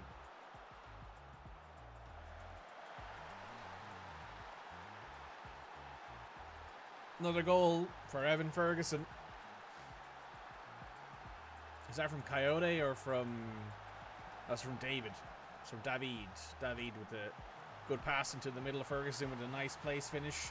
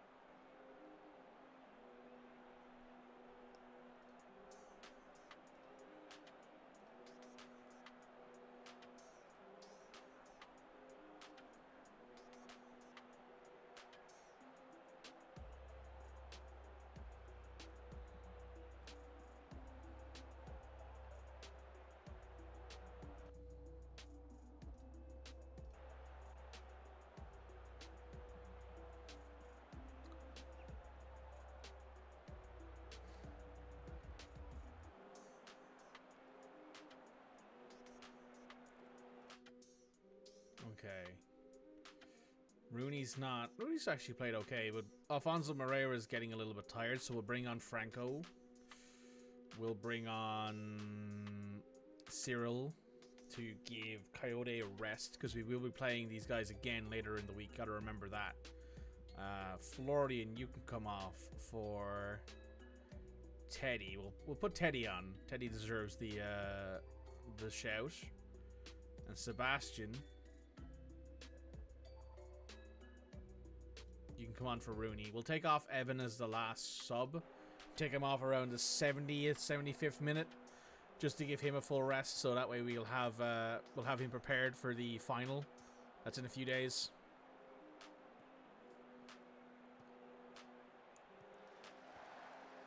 Mkhitaryan does a good job there to find space in the middle.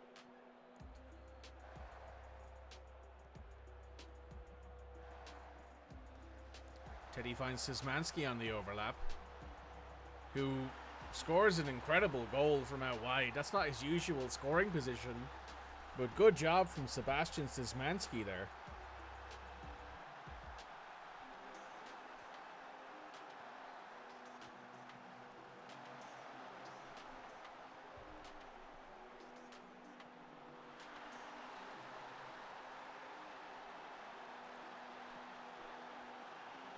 Fish, in and out of lurk because of work. How are you? I'm pretty good, Shep. I'm pretty good. Things have been busy. Well, I don't work right now, but life has been busy right now with a few things going on. We've had to switch out a few bits and pieces with stuff. I've been informed that I'm not playing any dice games on Thursday evening because someone has a dinner that they're going to, which makes me a little bit upset because I was really, really excited for that. But hey, people have life getting in the way of things, and you can't really hold it against them. All in all, though, pretty good. I'm doing really well. Ooh, it's a good goal from João Felix. I think he's onside. Is he? But I'm good, Shep. Have you finished Veilguard yet? I saw that you were streaming it a little while yesterday. I think it said that you were going to finish the game. Oh, he didn't score.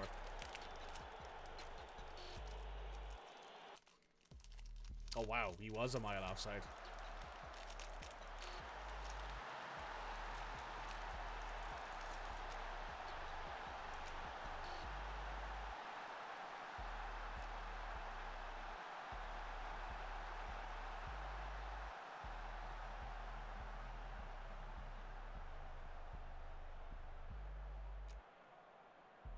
Okay, Rashford's in a dangerous position there. Riddell knocks it away.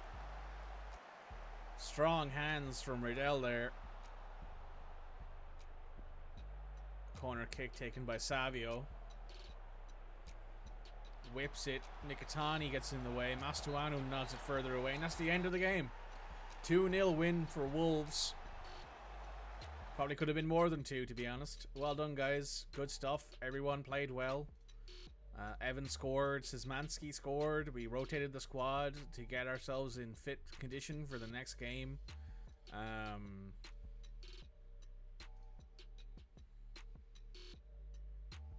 mean, listen, if you want Evan Ferguson and I'm still here, It's going to cost like 300 million. I'm not going to lie. It's going to cost you incredible amounts of money for him.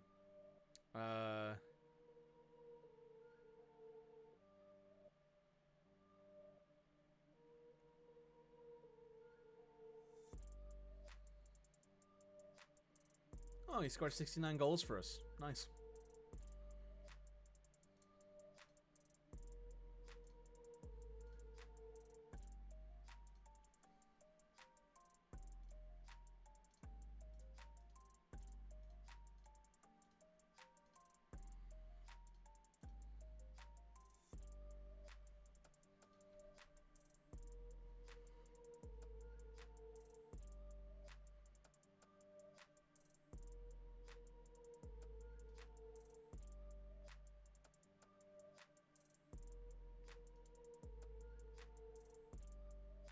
Philip Koft is cup tied. He cannot play. That puts Gabriel on the bench. Conor Gallagher will be starting this match. With Kenichi, we'll be starting Ryan Knight-Nwori. We'll be starting Michael Coyote. We'll be starting Mark Guehi. We'll be starting him next to Nathan Collins in this game. We will be playing... Everybody else is ready to go and should be fit for the next game in 4 days. Yes.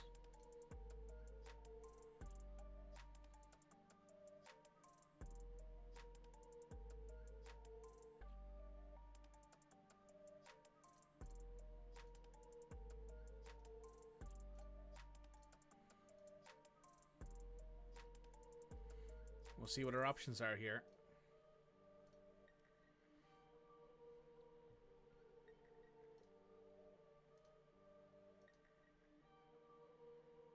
So we have the Carabao Cup final here.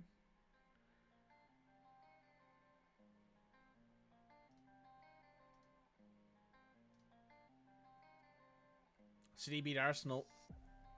I mean, in a way, it's kind of good because it gives us a 13-point gap at the top of the league with 11 games left.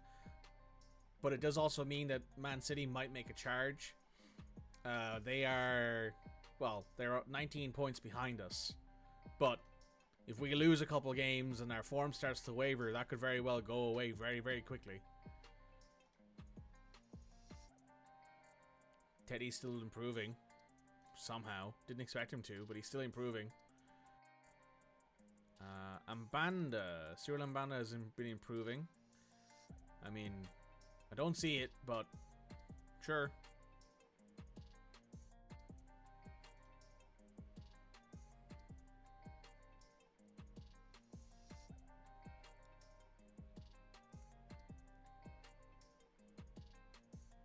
Oh, Man City have a new manager.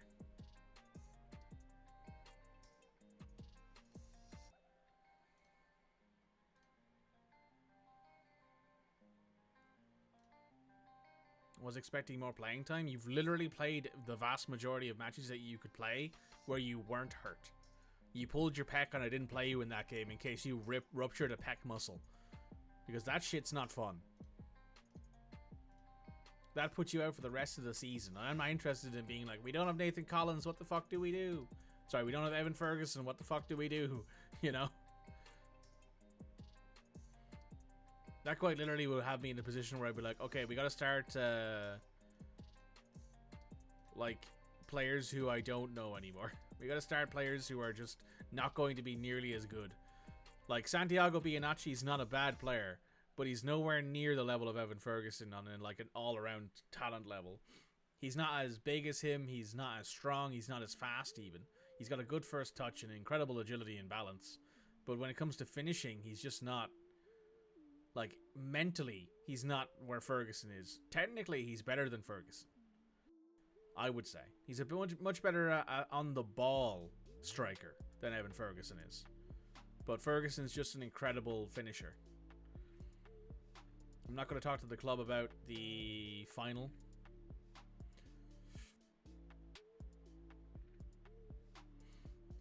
I think we're good to go on that one.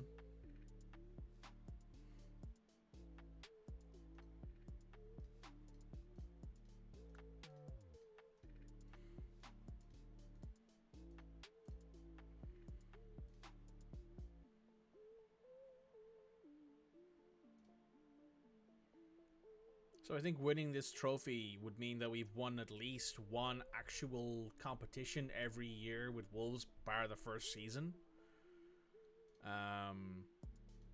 First season we didn't win anything. Second season we won something. I think second season we won something. Where would I find that? Club info. Here we go. History, competitions.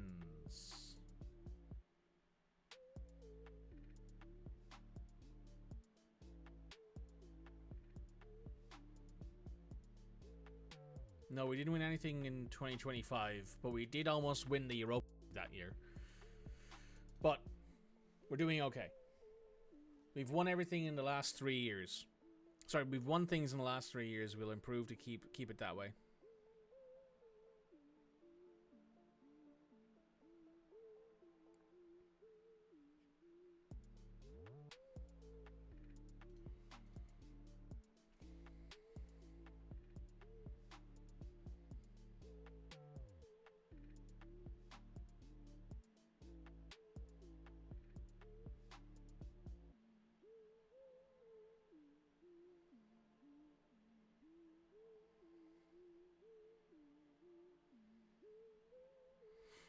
Okay, what's next? This cup final. Let's do it. After this, we have Bristol. I think after this match, we don't have very many tough matches left in the Premier League. Emi Ricard is going to retire. He is a physio, has been our physio since 2023. Was at Kobe as a fitness coach for 3 years. Was at Barcelona for a few years, and then kind of took a lot of time off football. He's retiring Thursday, the 31st of May, 2029. Maybe I'll replace him. Maybe my replacement will replace him. We'll find out. Not sure yet. We're playing against the exact same team we did last time. Our team is fully fit. Their team will probably be fully fit.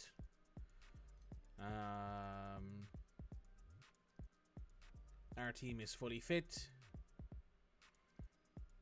We have a few players on the bench who could use more match sharpness, but other than that, everyone is ready to go. Ferguson starting up top. Let's do it.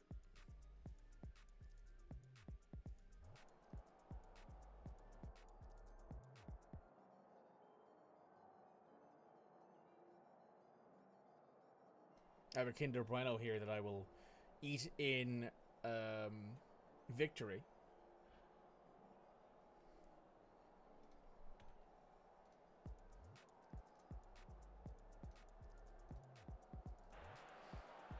Because he's my boy and he's the best. Indeed, Red. He is your boy and he is one of the best players I think I've ever had in a youth intake. Who's actually played a lot for the club I've been at. I've had a lot of players come in who have played pretty well. Who maybe we brought in at a young age from a different squad or a different area of the world. Very rarely have I had players come in through my youth intake who I've been like, oh, this guy might very well be something immediately. Teddy was that. Anto was that. Anto has had moments. He's been a little more flaky than Teddy has been. Teddy has had more consistent performances. But, you know, they played well together in the few games they played well together when they were playing here at the squad at the same time. Oh, that fucking movement from the squad. Oh my god, that goal should count no matter what. Even if Evan is offside, that goal should count. That was one of the most beautiful goals I think I've ever seen in FM, and it's not going to count. That's cringe.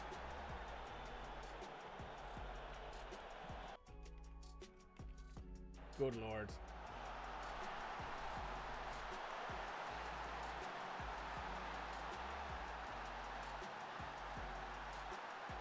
So close. Ait Nwori here. To Verts tight. Back to Moreira, to Mikitani, to Gallagher, who shoots. You can't take that one away. Conor Gallagher. Doing Conor Gallagher things. Ever since he's arrived at Wolves, he's been an absolute monster.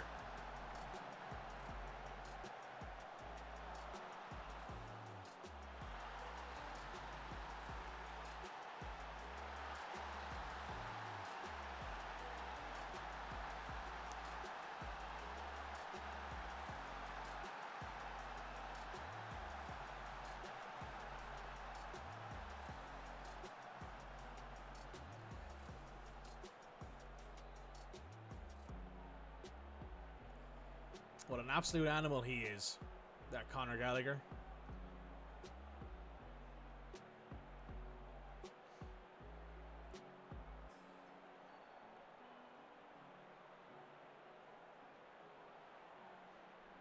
Came here from Chelsea on loan for a year, had a mandatory future fee of 38 million, has been an animal every year he's been here. Constant high performances, constant lots of games played. Been incredible for the time he's been here. Spent time at West Brom when they were in the Premier League back in 21-20. Spent time at Crystal Palace as well. Was at Chelsea for a while. And then we brought him in on loan, and he has been an incredible talent ever since we brought him in. Has been an absolute animal, and I can't even argue with him.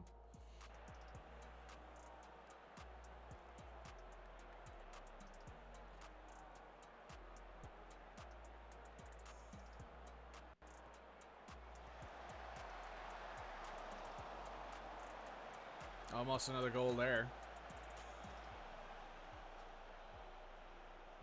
Who's this Dallas guy? Dighton Dallas. Not great, but has potential.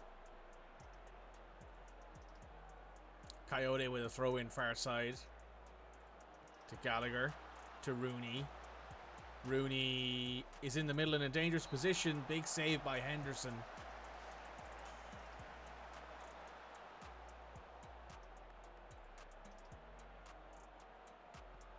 Rooney with a corner kick. Ferguson, Mainu nods it away. Gallagher's there. Into Wirtz in the middle. Wirtz looking for a pass. Finds Mkhitaryan to cycle it.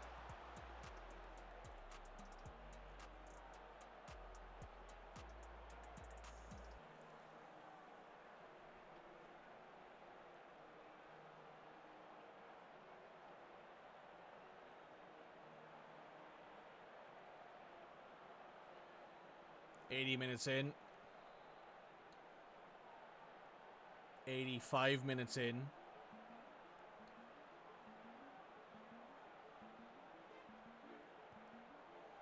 Scalvini. To Dallas. To Savio. Savio to Thuram. Back to Dallas. Back post. Collins nods it away. Penalty called.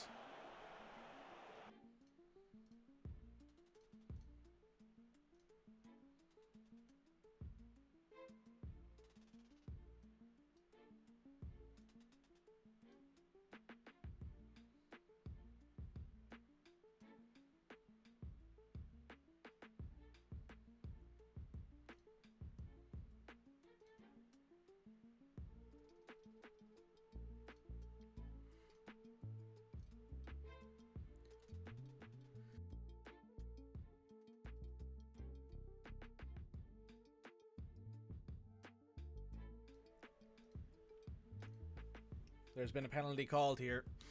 Looks like I'm going to make a couple subs just to freshen up the positioning.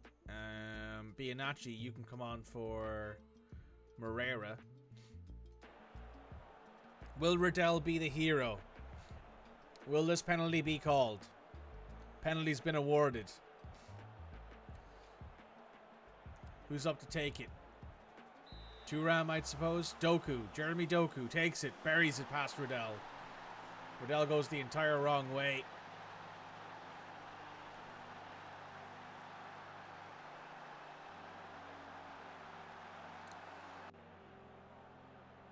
Very unfortunate there that's how that ended up. We'll go to penalties here, I think. You know, extra time first. We will take...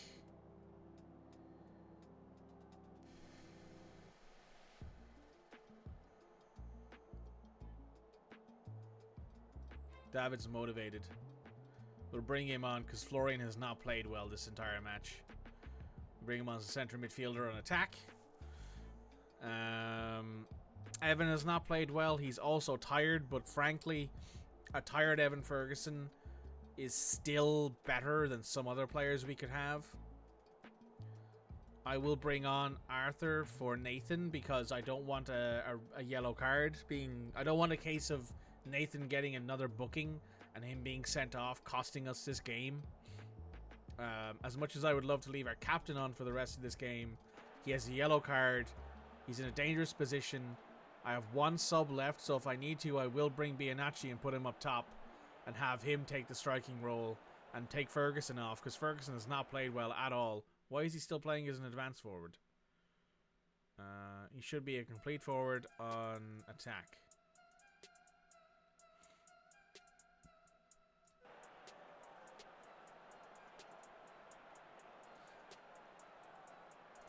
Second time, extra half. Second half, extra time. Jesus. Jeremy Doku with a 90 minutes pen seems to have put us into this. We got a highlight here. Abanda with a throw in. To Gallagher. To Arthur.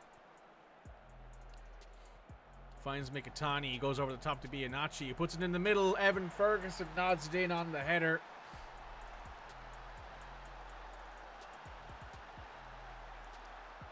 They're checking the offside. But I think this one is going to count. I think Bianacci was miles on. He was. Mikitani with an excellent first touch looped pass there to Bianacci. Ferguson puts it into it, gets it into the top right hand corner. Henderson was not stopping that one.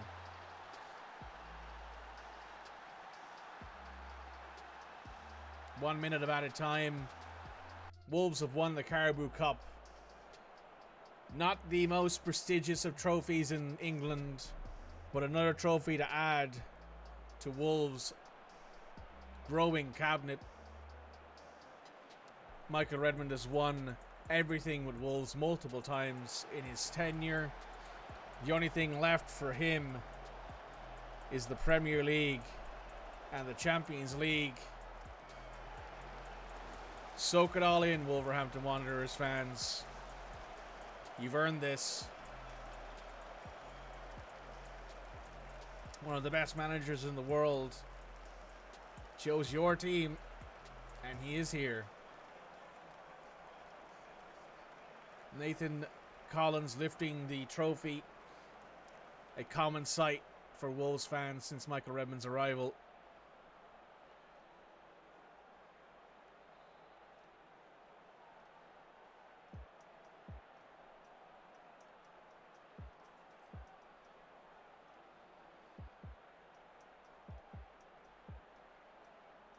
And that is another trophy won.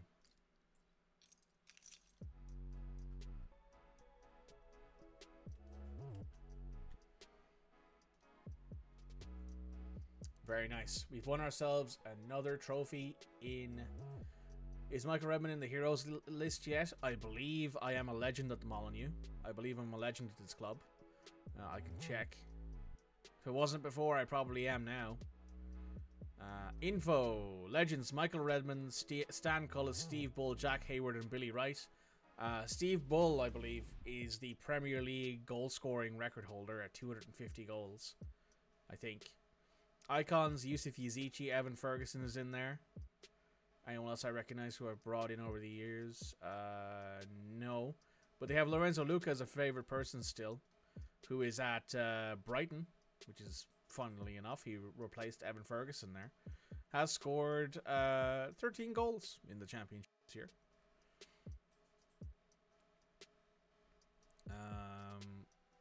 Yeah, we are one of 5 legends at Wolverhampton Wanderers.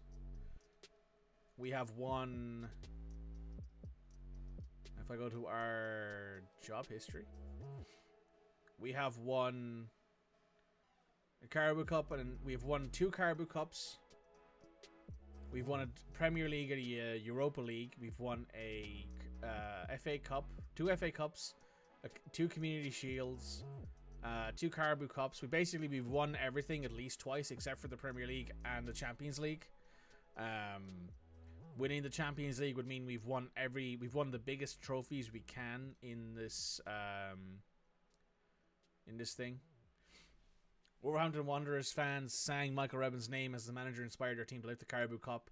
An early edition of a fanzine commented that Redmond has shown a staunch commitment to the supporters by winning this trophy. In the wake of Wolves' Carabao Cup win, Club favourite Yusuf Yazici, he praised upon manager Michael Redmond for pulling off such an achievement.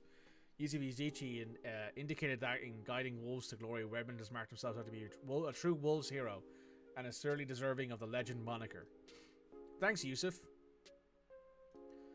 Those of you who haven't been here for the entire save, we brought in Yusuf Yazici in year 1 for $8.5 million from Lille, I believe he was at the time. And he played really well in the first 2 years of the save. Won the Premier League with us in 25-26. Won the Europa League with us in 26-27. Was more of a rotationary player at that point. We sold him on to Galatasaray so he could continue to play football. We made a tidy profit on him. He was at the time a replacement for Ruben Neves, who had left. And he has basically been the best we could have asked for that position.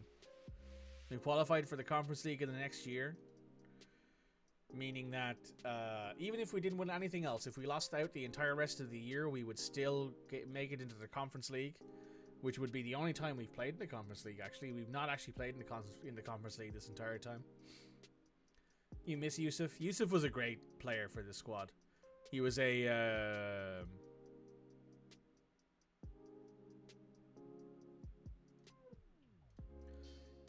great addition to the team. Helped us with our set pieces. He was a monster from corners and from free kicks. He was a great penalty taker. I think he only missed one penalty his entire career here with us.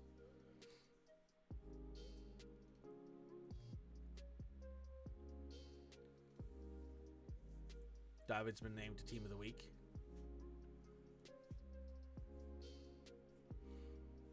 Philip's still growing. Very nice.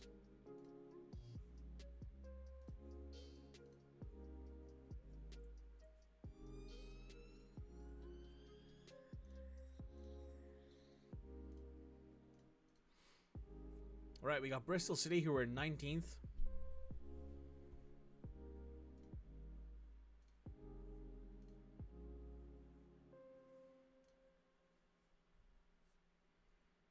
So we're going to start Teddy. I'm going to start Gabriel. I'm going to start Arthur, and we're going to start Philip Koft.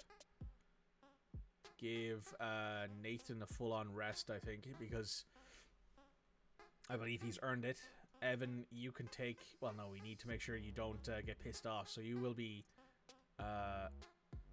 starting in this game. I want you to get further forward. I want you to roam from position. Shoot less often. Rooney, I want you to...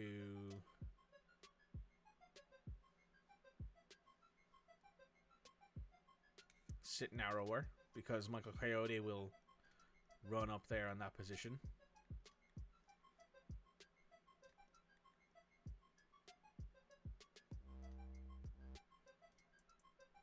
Happy enough with that. Szymanski could probably do with starting a game, to be honest. Same with David. He's fine. He's fine for this game. He'll come on off the bench.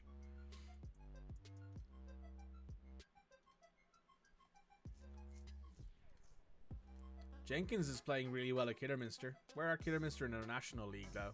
They're 4th. So they have managed to pull back, and they are putting in a challenge to maybe hit the automatic promotion spot if they play well enough to end the season. They've done pretty okay so far. It would be nice to see Kidderminster get promoted. To see them hit that, threshold, so that way they could actually be a professional team, and we would be able to loan better players to them because they'd be in the football league. Mark Travers has injured himself. That means we have one goalkeeper on the squad right now, who isn't a youth prospect. This is the FA Cup. We unfortunately got knocked out in the FA Cup, so we don't have anything to do there. Oh yeah, that's right. I should have my my little treat, my little victory treat.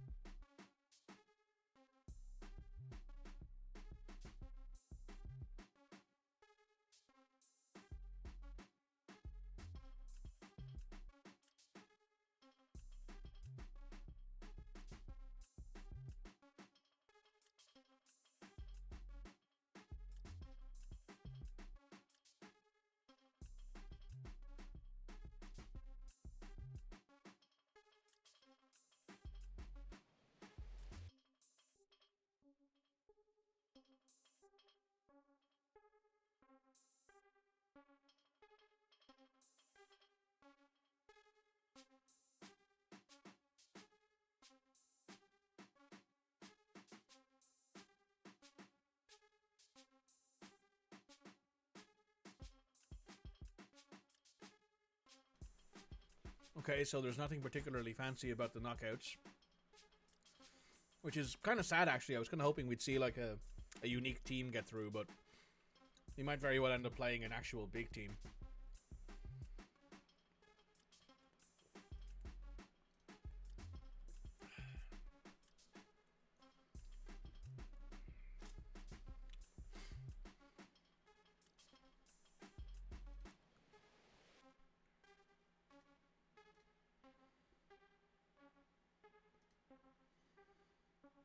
I'm suggesting we play Holden up top, but we need to make sure that Evan stays happy.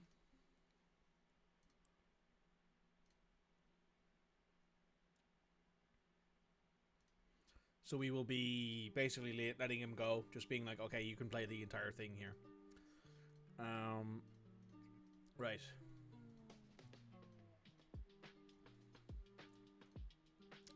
We've got the round of 16 draw today. Let's take a look at this draw. Who could we get? So seeded teams, which we are not in, because we finished top 8 in the group, in the league phase.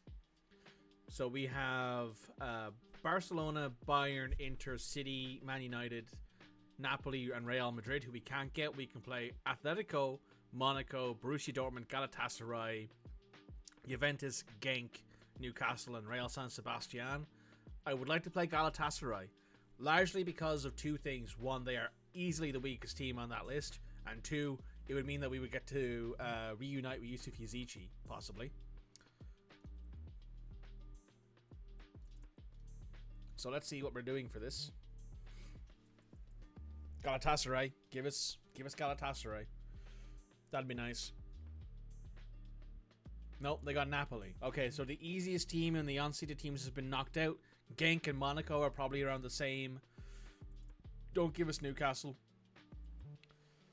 Even though we've beaten them basically in every single match, I think. They got Bayern. Okay, that's not too bad. Bayern might get knocked out there. Dortmund, more or less the same. We could probably beat them. They got City. Okay. Sucks for Dortmund, but it does mean that we don't have to play them at least. Genk, we'll take Genk.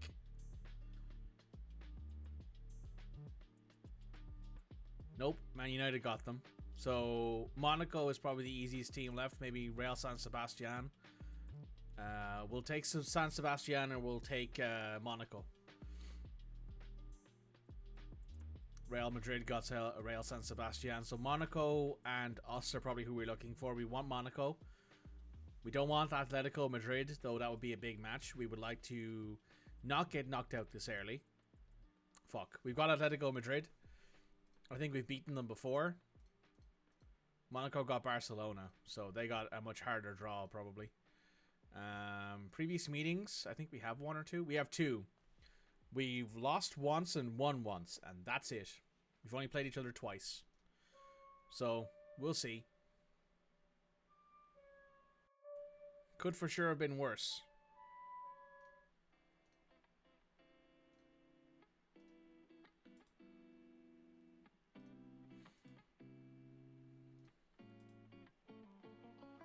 I believe these are they're 2-round knockouts, these ones. So, this will be interesting.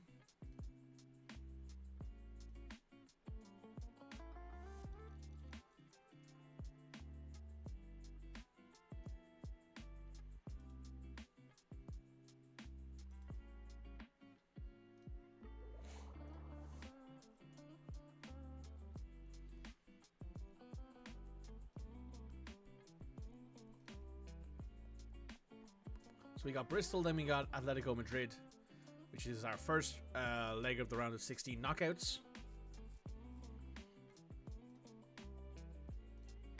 After that, then we will see who we have left.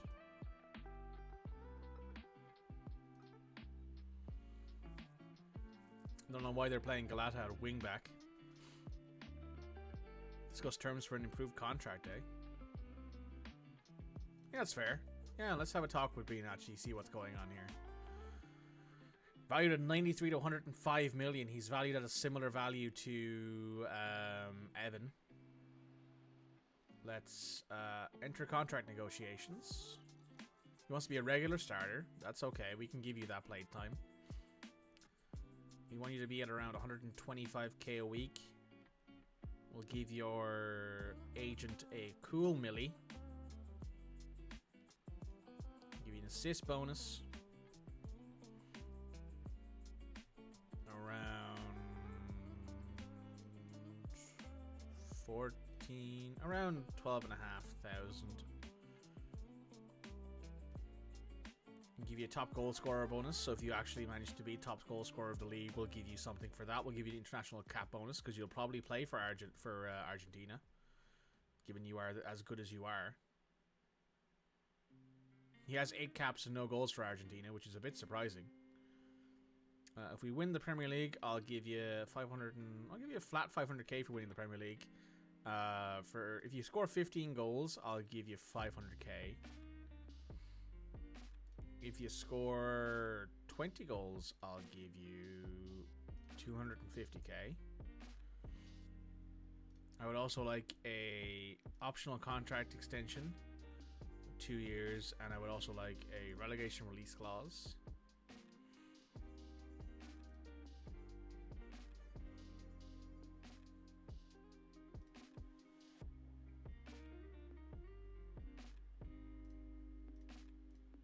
Okay. 140k a week isn't terrible. Oh, that's right. George Chattard is probably back from his injury. So, well, his sickness. We put him on the bench over Kenichi just to give him a game, basically, because I think he needs it. We'll put him on the bench. We'll bring him on around the 65th minute mark just to give him a run of form. United have beat Chelsea, so they're going through to the FA Cup.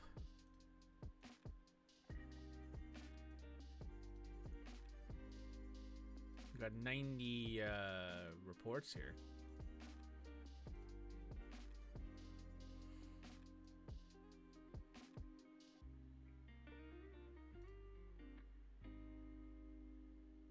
Julian Ludwig has potential. Give him a scout. See if he's actually got that potential. Excuse me. We'll go to Wonder Kids for him indefinitely.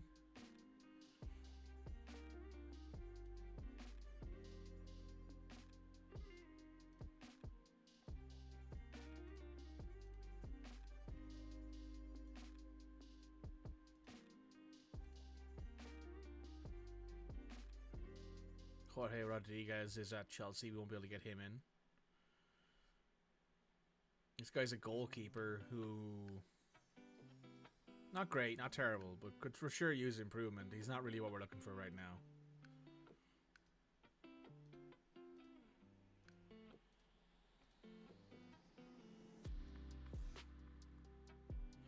"19-year-old wonder kid at Liverpool. Very odd player.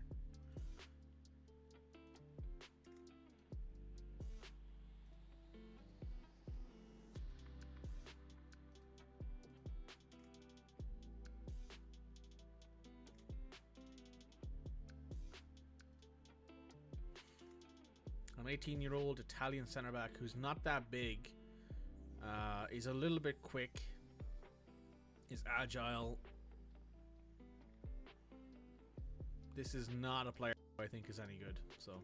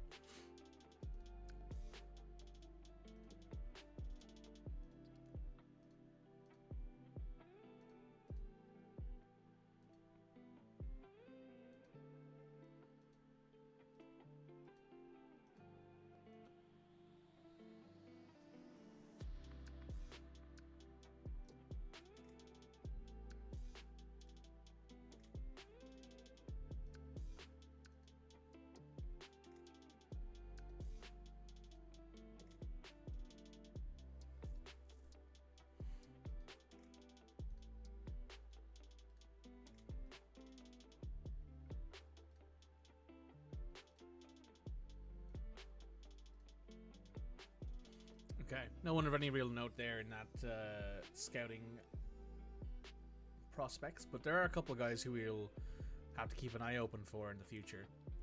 Bristol City.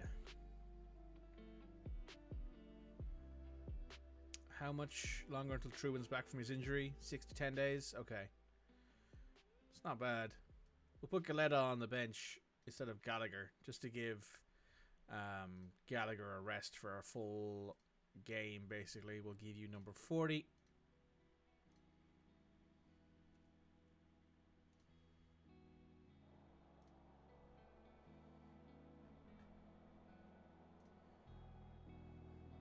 Favorites here want us to play like it.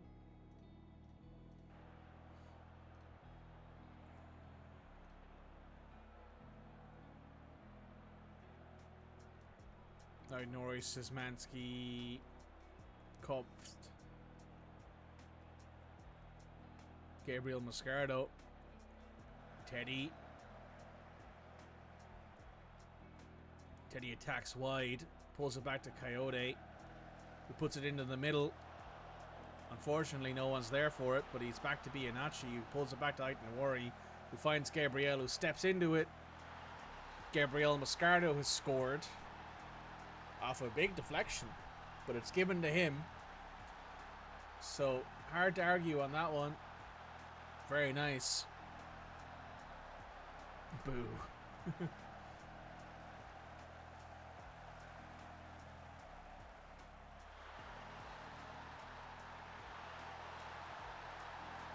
Aston Villa have managed to beat Burnley. Leeds beat Everton. Leicester lost to Arsenal. Tottenham beat City. That's important for us at top of the table. We are 10 points ahead of Arsenal with the game in hand. So we do have the advantage here of actually being 13 points up on Arsenal if we win our game in hand. Szymanski here on the dead ball. He's good at these. Tries to find Ferguson. Unfortunately, they're all swarming him. There's a player there. Evan Ferguson manages to find a loose ball and chips it in. 29 goals for the season. Very nice for him.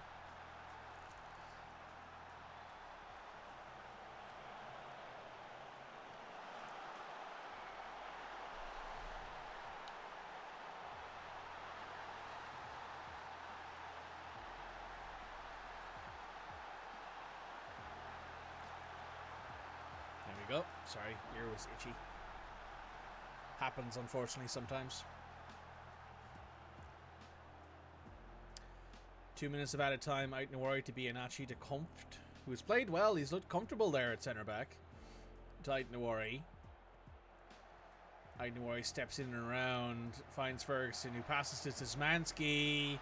Sebastian Szymanski off the assist from Evan Ferguson. Very nice. 3-0 up on Bristol City.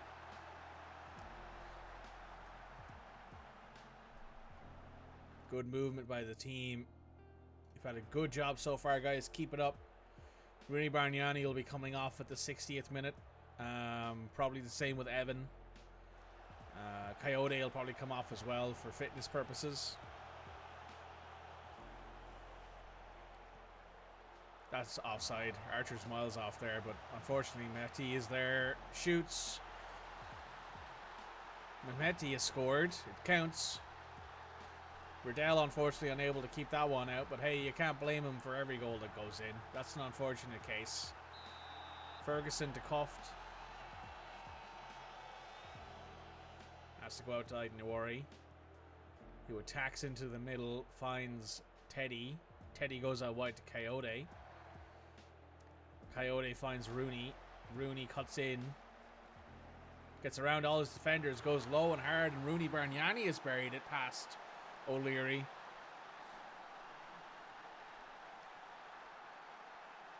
That's 4 goals. 4-1 up now.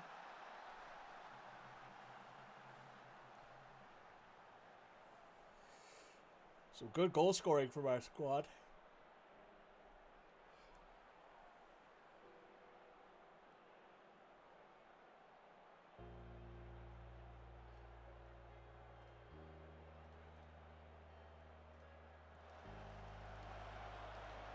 Vinya attacks into Mehdi. Back post Yusuf over the crossbar. Right, we're 70 minutes in here. Let's take off the starters. Ferguson, you can come off for Mastuano. He'll be playing as an advance forward. Rooney off for...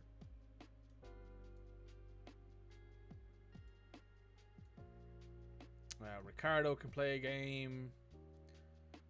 David can play a game as well, probably.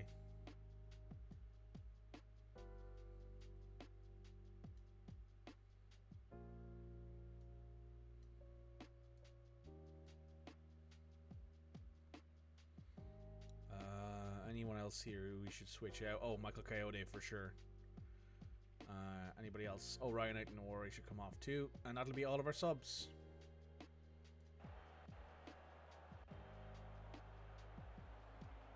Oop. David's ended up at centre back. That shouldn't be where he is. There we go.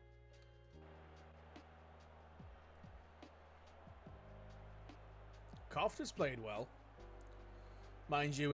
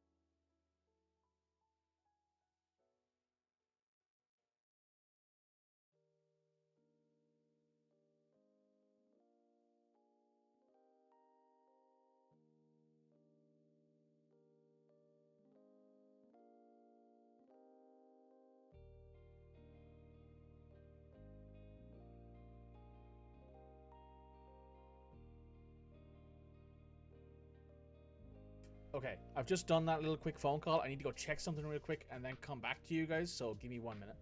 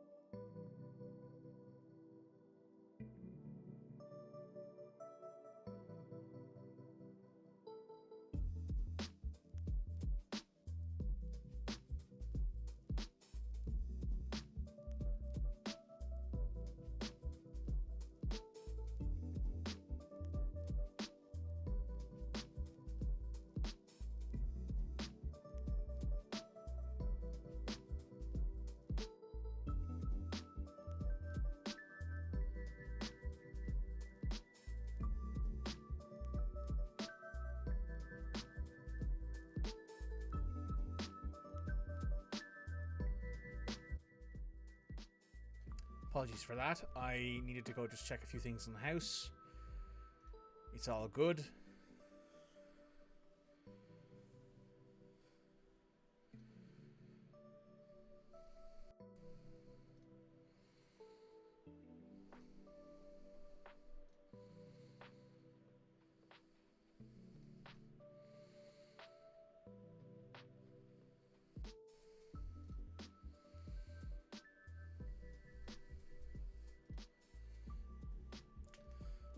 And we're all good now. So that's improvement. That's improvement at least.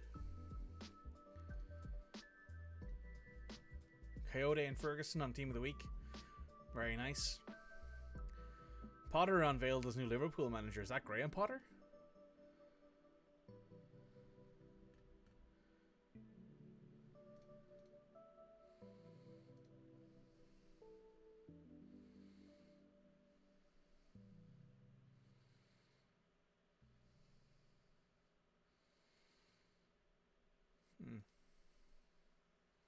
It is Graham Potter. So Graham Potter started this save at... Ooh, weird. He started at Nottingham Forest. Got relegated. Then promoted again. Then departed to go to Celtic. Was at Celtic. Won multiple trophies there, it looks like.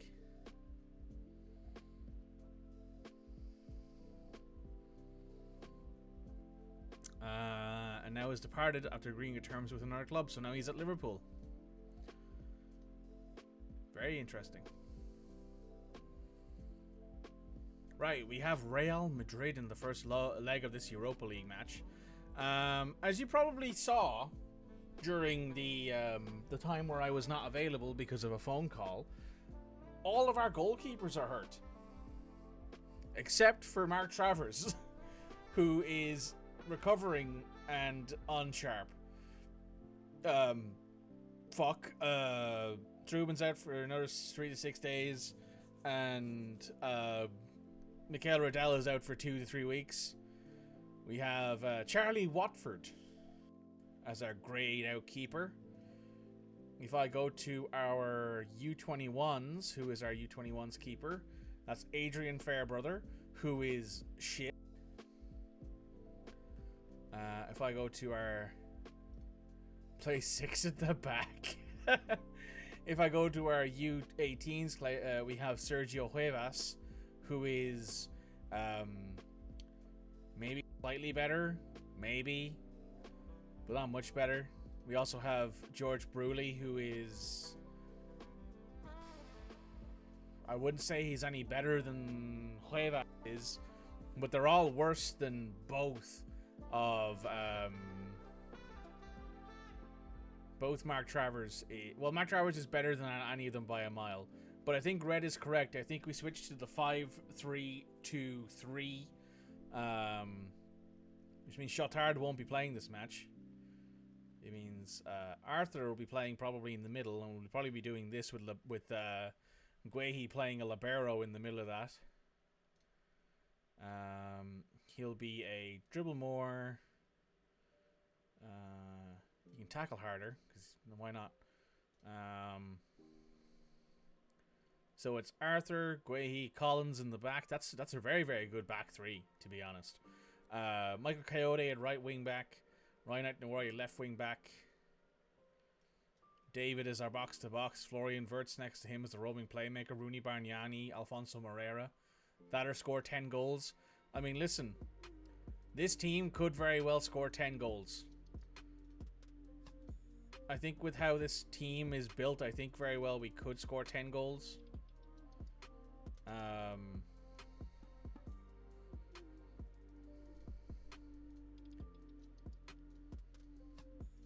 But I would also like to see us do ourselves a favor and not have that happen.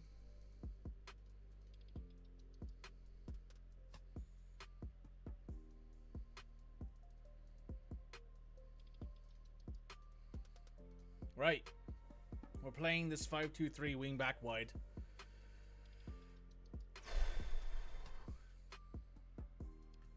If Mark Travers goes down in this first half, I probably should put Charlie Watford on the bench. Walford on the bench.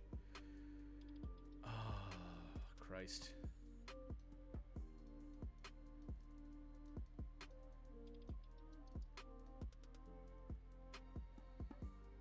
Yeah, you know what? Fuck it. Charlie, even though you're a grayed out goalkeeper and you are absolutely atrocious, you're probably at least better as a goalkeeper than any of our outfield players are. So, fuck it. Let's do this. Hopefully we don't die. Mark Travers is literally back from his injury today.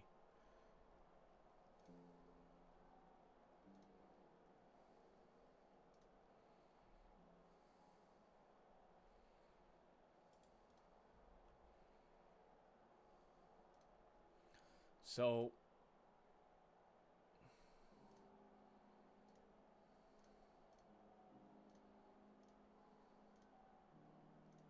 let's do it. They're playing a 4-1-4-1 or a 4-5-1, I think. We're playing our 5-2-3 wide. If you wanted to, we could switch to a 5-2-3 narrow with 3 strikers. If we desperately need a goal, that's what we'll do. But so far, we're doing okay.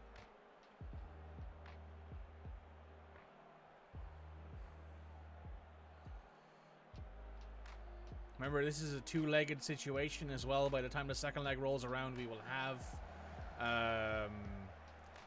Trubin back from his injury.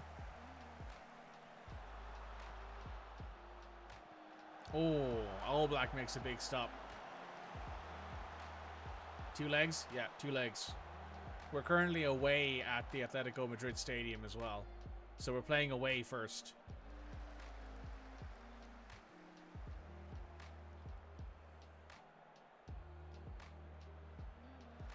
So it could be worse, to be fair.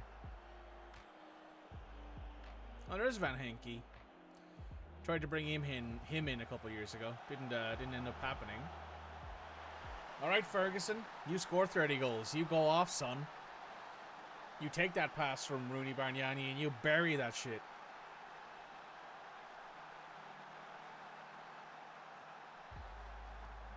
Terrible pass there from Llorente. Ferguson all on his own. The corner of the net. Not even chance for Jan Oblak.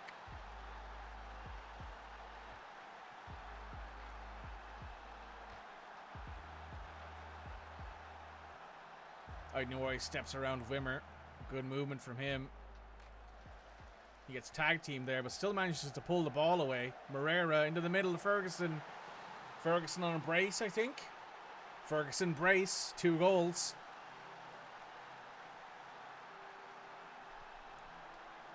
Ferguson puts in the second to give ourselves a solid chance here at pulling this away.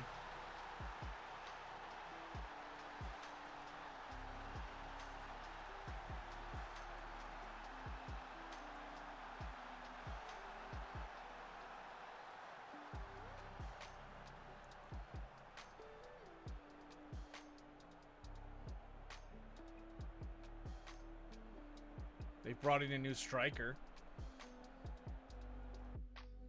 Augustinsson.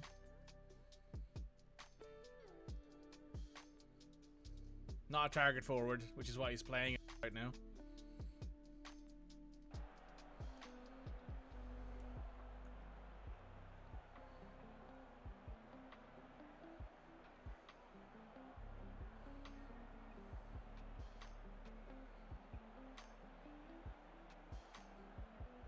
First half almost done. First half finished.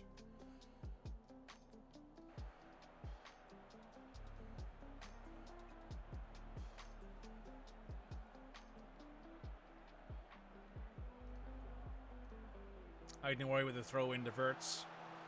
Nouri back to Wirtz, to David, to Guehi, who's filling up that defensive midfielder spot. Coyote tries to pull into the middle and gets it to Ferguson. Is that a perfect hat-trick? No, it's not. He scored with his right foot and his left foot twice. Pity. Close.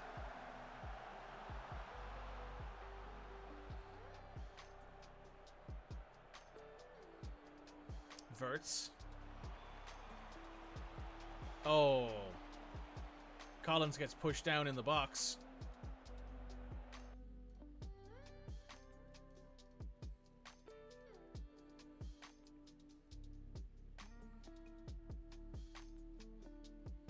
Ferguson, you take this.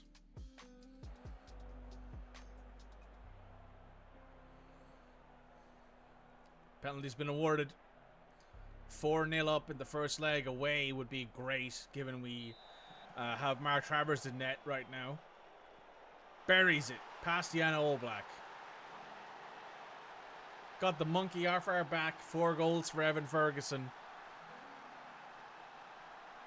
2 with each foot now. 2 with his right, 2 with his left.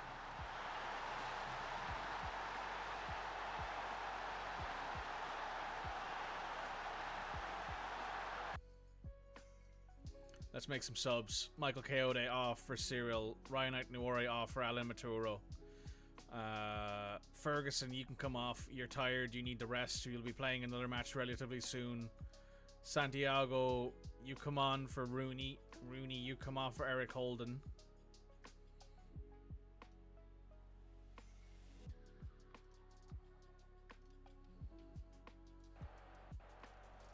Yeah, and All Blacks had an awful game today and a 6 rating. All Black to Jens. To Van Henke, to Sukic, to Esteve. Down the line. Can't pronounce that, not going to try, sorry. Van Henke loses the ball to Holden, who runs at the net and buries it. Eric Holden has scored.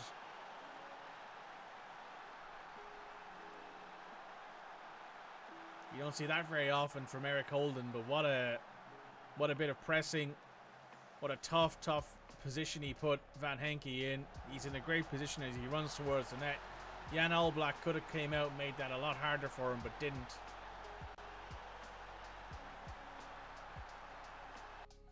At this point, we're going to take off probably Moreira. Well, actually, no. I think taking off Florian would be a better idea. We'll bring on Szymanski. Give him a run. Yeah, that works for me.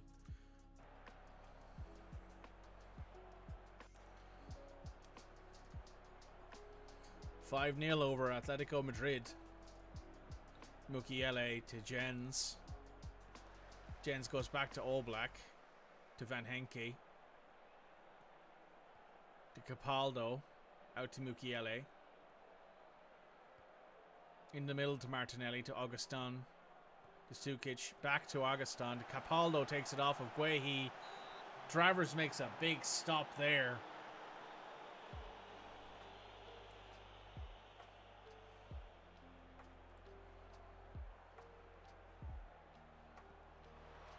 Mukiele can't get it down into the net. Keeps Travers off his feet for now.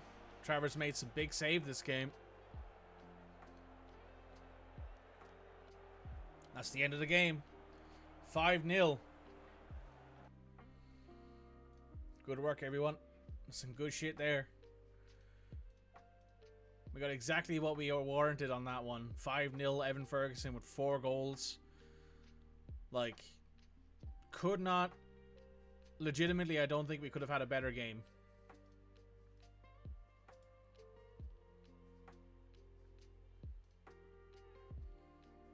It was dominance, pure dominance, that entire game.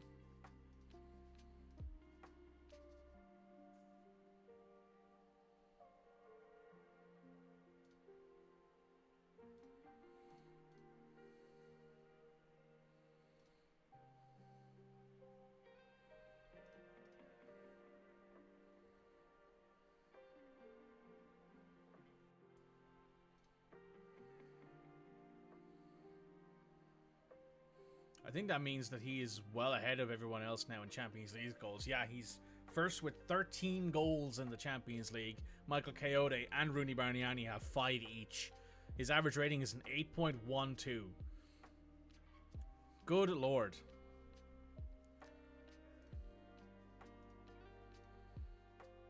Brentford up next.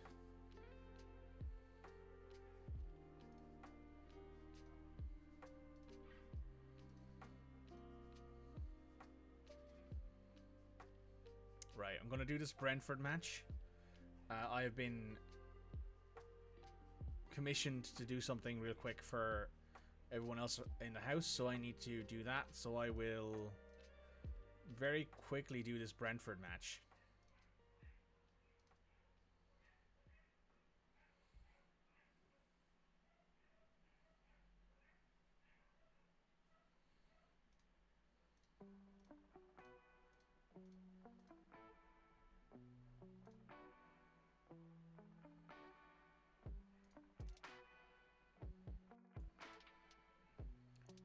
Wow, Mikael Riddell did not win Young Player of the Month, even though he played 4 games, I think, had 3 clean sheets, and only let in 1 goal.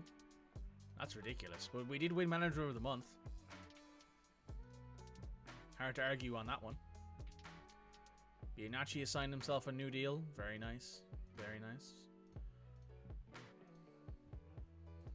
Now we have Brentford at home, and then we have Atletico Madrid, which will be next week's first stream of the week.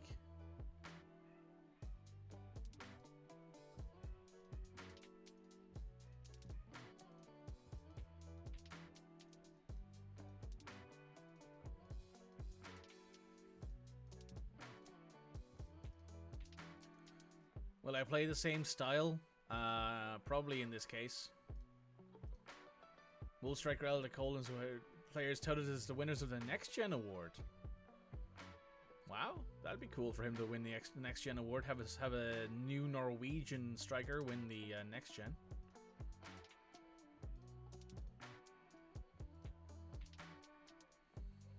Brentford are in 5th in the Premier League. This will be a tough game for us.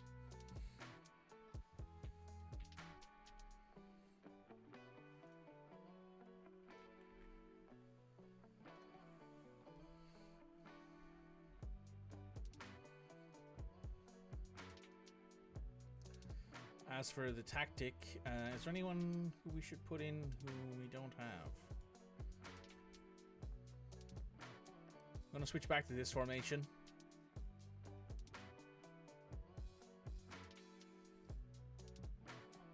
I'm going to start Joris. Trubin will be back in 2 days. So this will be the last match he's not available for, I think, on that mathematics. Who is not on the bench? Should be. Mikitani, probably? Yeah, Mikitani.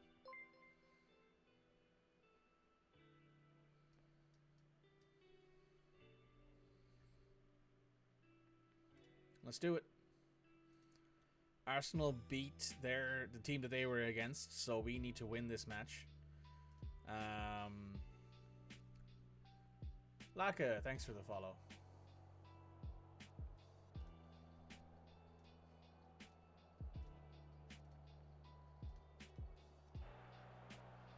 We're at the Molyneux, starting our best players.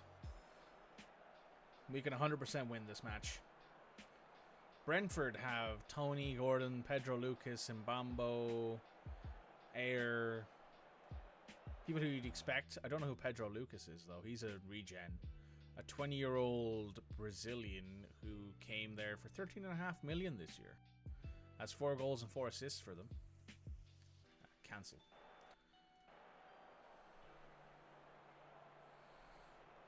We are currently sitting 8 points ahead of Arsenal. Vert's back post, Tony. Ooh, penalty called. Ivan Toney might have shouldered somebody. A bit too tough there in the middle of the box.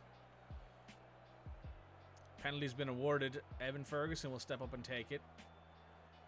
Is he going to be 2 for 2 in 2 games on pens? Let's find out. Yes, he is. His 31st goal of the season.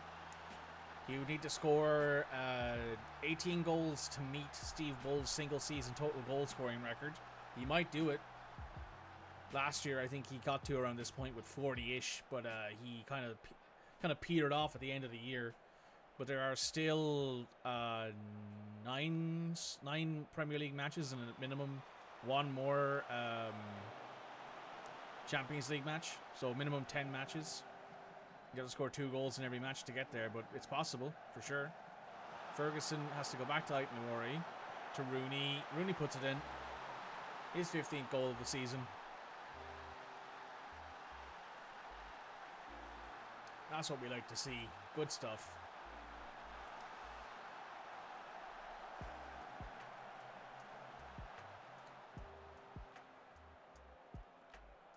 That puts us 10 points clear of Arsenal, with only 8 games left for Arsenal. Air to Hickey over the top to Gordon. Coyote nails it down to Chotard. Chotard to Ferguson, who goes wide to Moreira. Moreira loses the ball to Wan-Bissaka, but he quickly picks it back up. Wirtz finds Ferguson, finds David, goes out wide to Coyote. Coyote gets to the byline.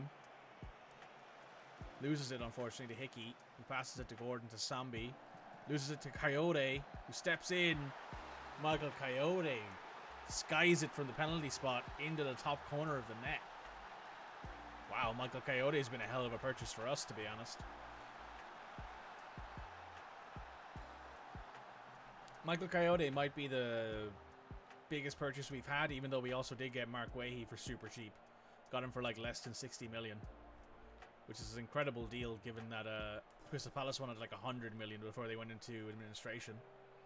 Wirtz in a dangerous spot. Florian only has 2 goals this season? What? He had like 12 last year. That's a low goal scoring record for Florian Wirtz.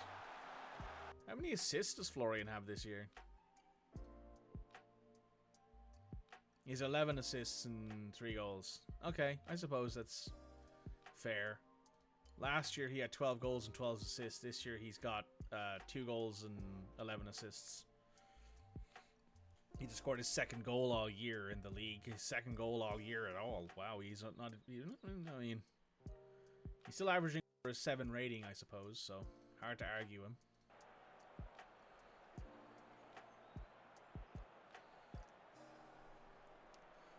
Hickey throws it to Janet. Back to Hickey. Hickey loops it back post. Missed.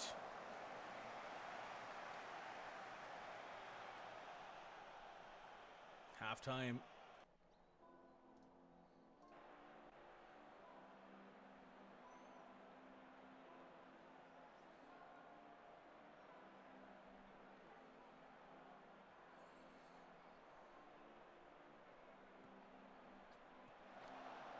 Over the top. Collins is there. Good chest control. Finds Moreira. Good forward pass. Moreira turns, pulls it back to Aït-Nouri. In a dangerous position, Aït-Nouri shoots and scores. Evan Ferguson looks like he deflected it in. Rooney Bargnani's straight offside? Looks like it might not count because of Rooney Bargnani.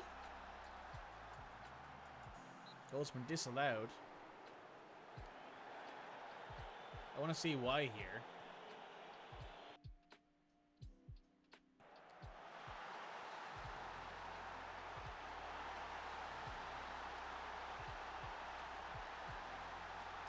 Not sure on that one. Alfonso Moreira scores straight away, though.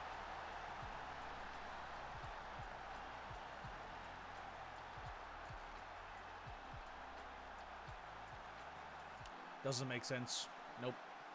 But that was a nice goal, though, from Alfonso Moreira. Good find.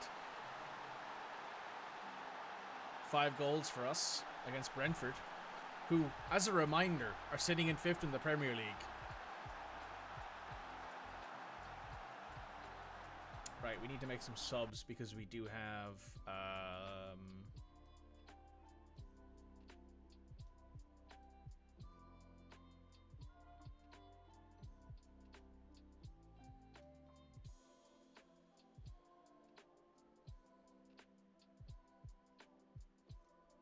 we do have a big game later on in the week. We'll bring him on for Evan. Look at Evan rested because he will have to play up top for sure against Atletico at the end of the week.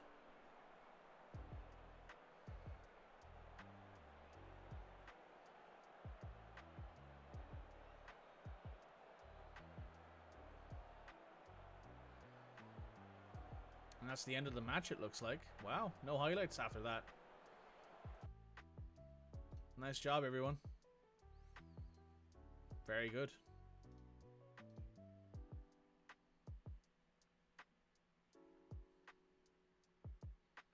Puts us 10 points ahead of Arsenal still.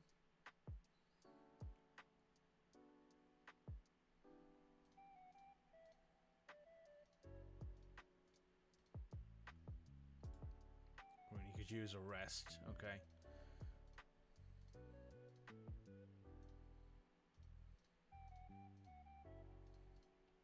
So, hang on. Do I have the time here to do this last match against... 1 second. Probably not now after that.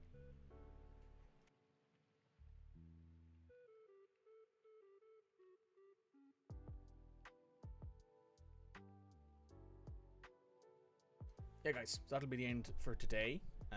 We'll come back to a mostly fit goalkeeping group, I hope.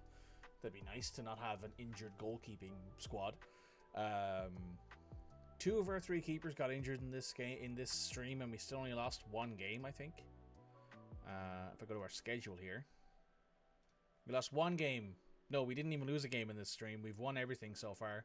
The closest was the Arsenal match in the start of the stream. Everything else past that has basically been, well, the Carabao Cup final was probably the closest, to be fair to everybody. But since then, it's been nothing but good times this entire season.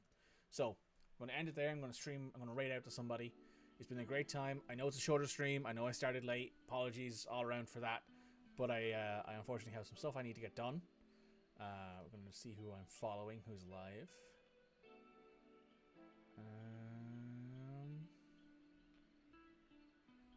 Oh, perfect. United City FM is live. We'll give them a raid. We'll say hello to Kev. Let's jump in. Right, guys. It's been great seeing you all. Hope you guys have a good one. I have been surely only Mikey / the Long Play Gamer. It's been a great time.